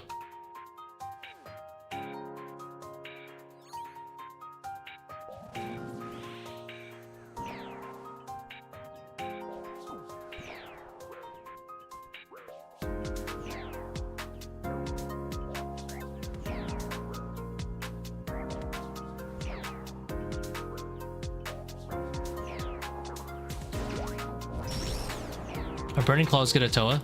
Yeah. In lower invos, they're really strong. Just make sure they're put on stab, the bottom left option. It's very important that you do so.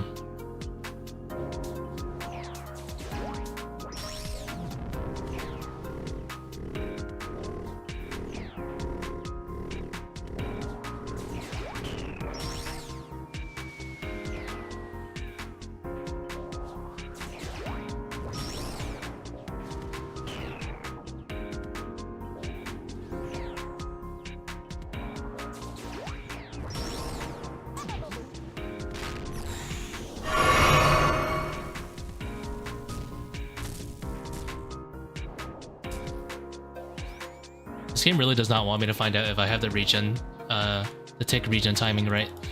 Because every time I set it up, every single time I set it up, I just one-shot, one set every time. The highest amount of streamer privilege you've ever seen. His entire stream, just one sets.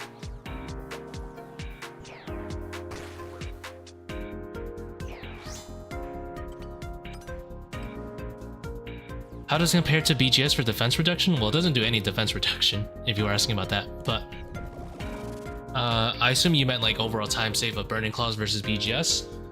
Defense reduction will be superior for Baba, Zebak, and Wardens. Reason being, those guys have a large HP pool. Oh my god, Seercull changes your Tbow to long range. I am no longer a long range believer. Anyway,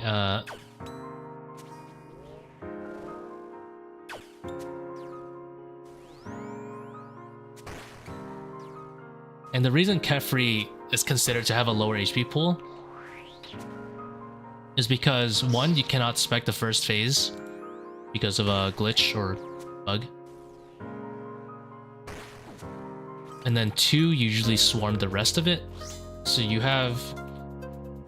and it resets at the last phase too. So Kephri, it's better to Burning Claw. Baba, Zebak, and Wardens, it's better to get a good defense reduction first. And then do Burning Claws as supplementary. Akkha is better to use Burning Claws as well for the ending, because he has like no HP and he regens fast. Almost undead grass regen. Yeah, I was kind of thinking about it and I was like, wait.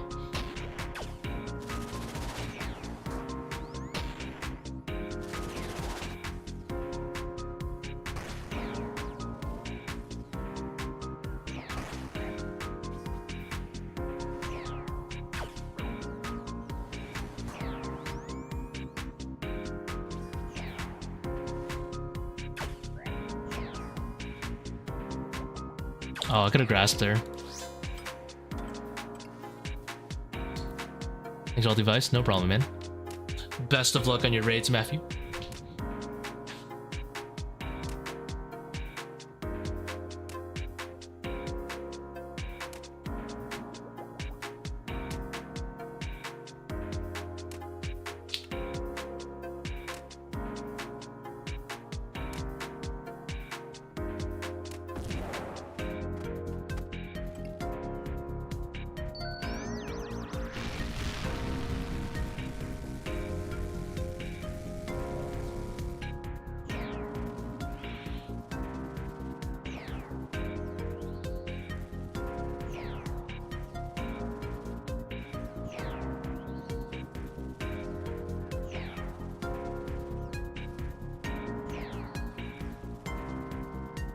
We're pretty consistent today in terms of not dying and getting to Wardens roughly around this time. Been pretty consistent today.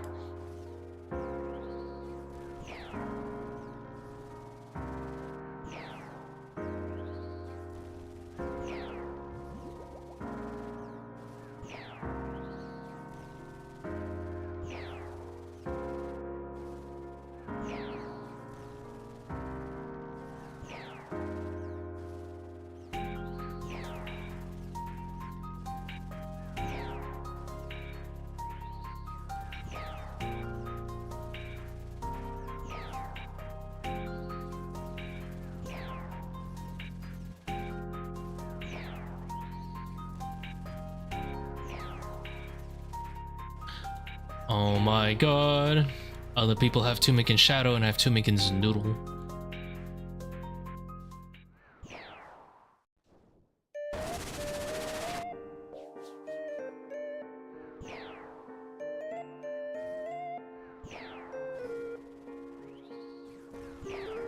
There you go, some damage.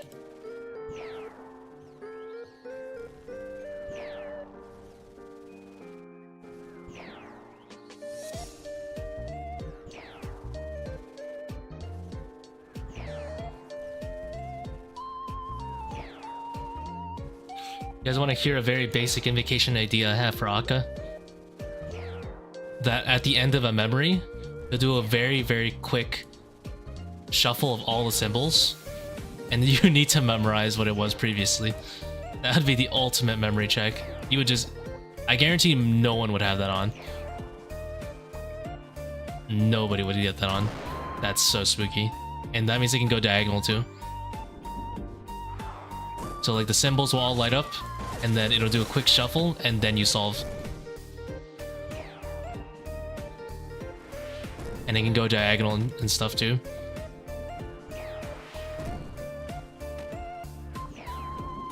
The symbols appear between the explosions. That's just like a visual clarity thing at that point. You'll never be able to see them. If my eyes weren't specifically trained to look for the symbol after explosion, I would never catch it. Like, I've died to that at least 3 times. I will not fall for it anymore.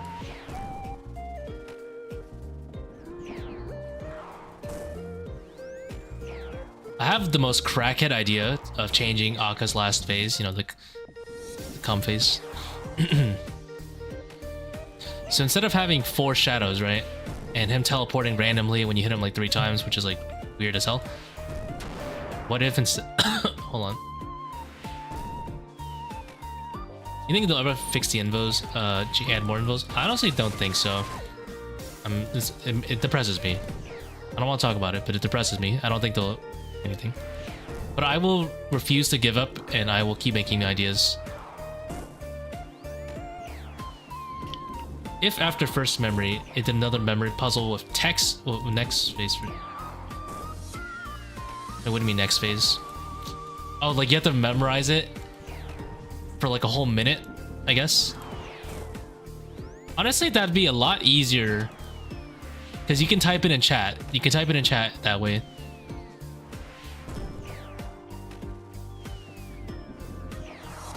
But I like the idea.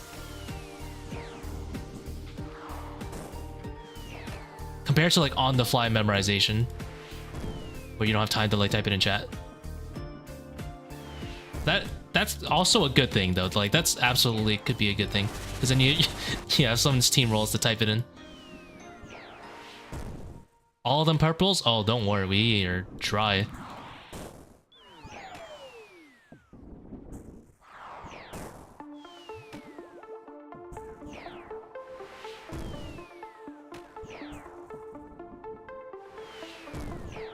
I have a really crackhead idea for the last Akkha phase if they were to change it. Or like make an invocation where we can change it. Where he, instead of summoning just 4 shadows, he summons an entire arena circle of shadows, right? And he teleports circular. So he'll go 1, like, as a, pretend you're on a clock. We'll go from position 12 to 1, 2, 3, 4, whatever. Rinse and repeat. And as you bring him down lower, he'll teleport faster and faster. Or he'll start skipping hands, like clock hands, right? Depending how fast he is. And then the last phase, he'll...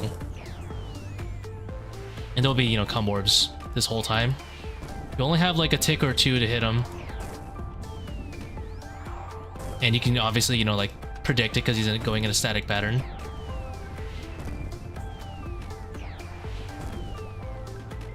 But as you get to the end, at the very end, I would have liked it so that the cum orbs start going twice as fast. And then when you're at the last like 20%, he'll go 4 times as fast. And he's like teleporting every single tick to the next shadow or 2 shadows away. Because then you have a bit of a reaction time check, trying to like nail him down on the correct ticks. Like, I have a lot of ideas for ToA.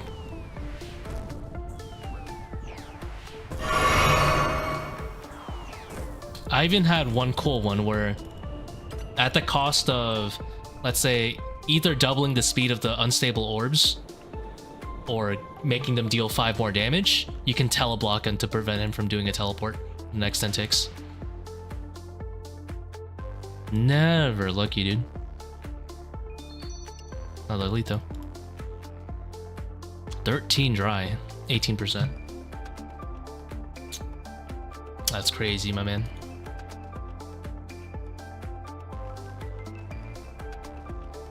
Yeah, I like invocations that give ideas. 115k, yeah.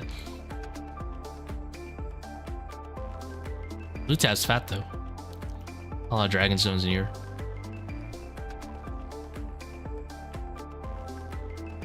Just giving you the falling orbs during enrage.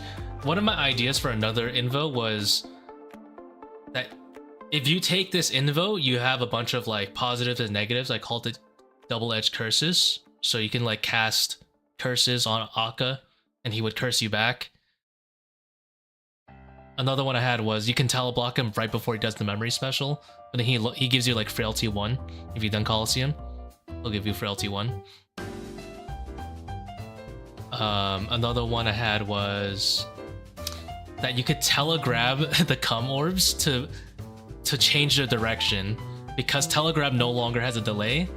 So in that invocation where you have like super speed cum balls, you could just keep deflecting them away if your clicks are fast enough. And then it'd be kind of like a cool, fun mini game, just trying to stay alive.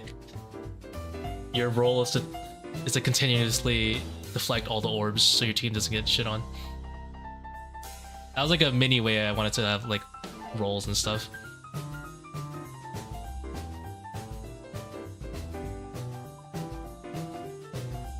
I feel like elemental weaknesses are too cheap of a way to make standard spellbook good. It's so boring.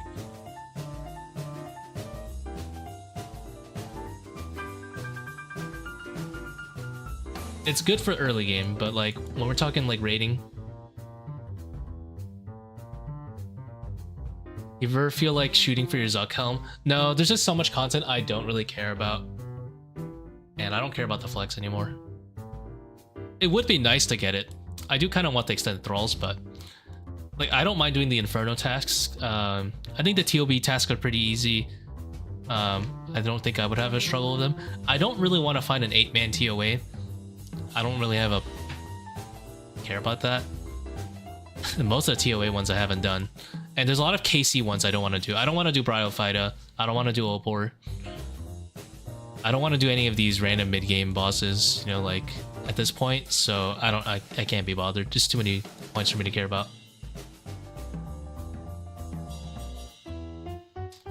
Cool.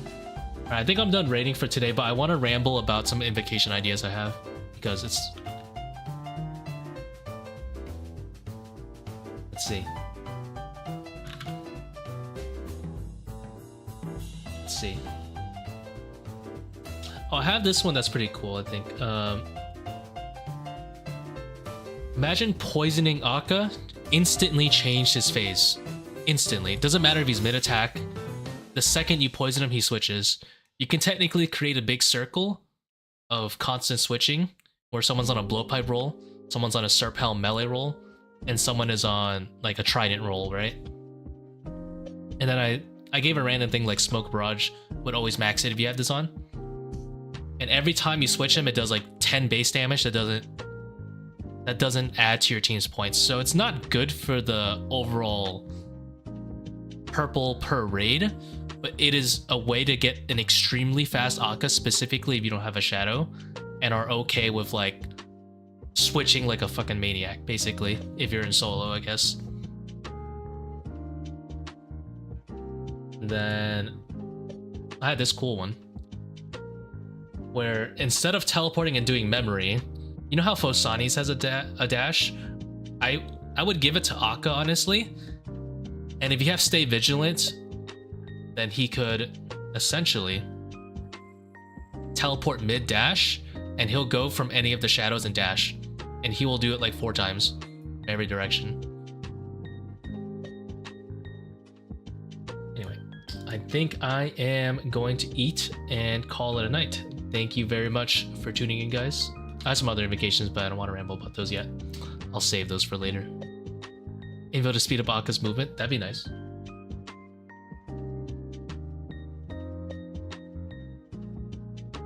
Alright. Have a good one, guys. Probably streaming it tomorrow.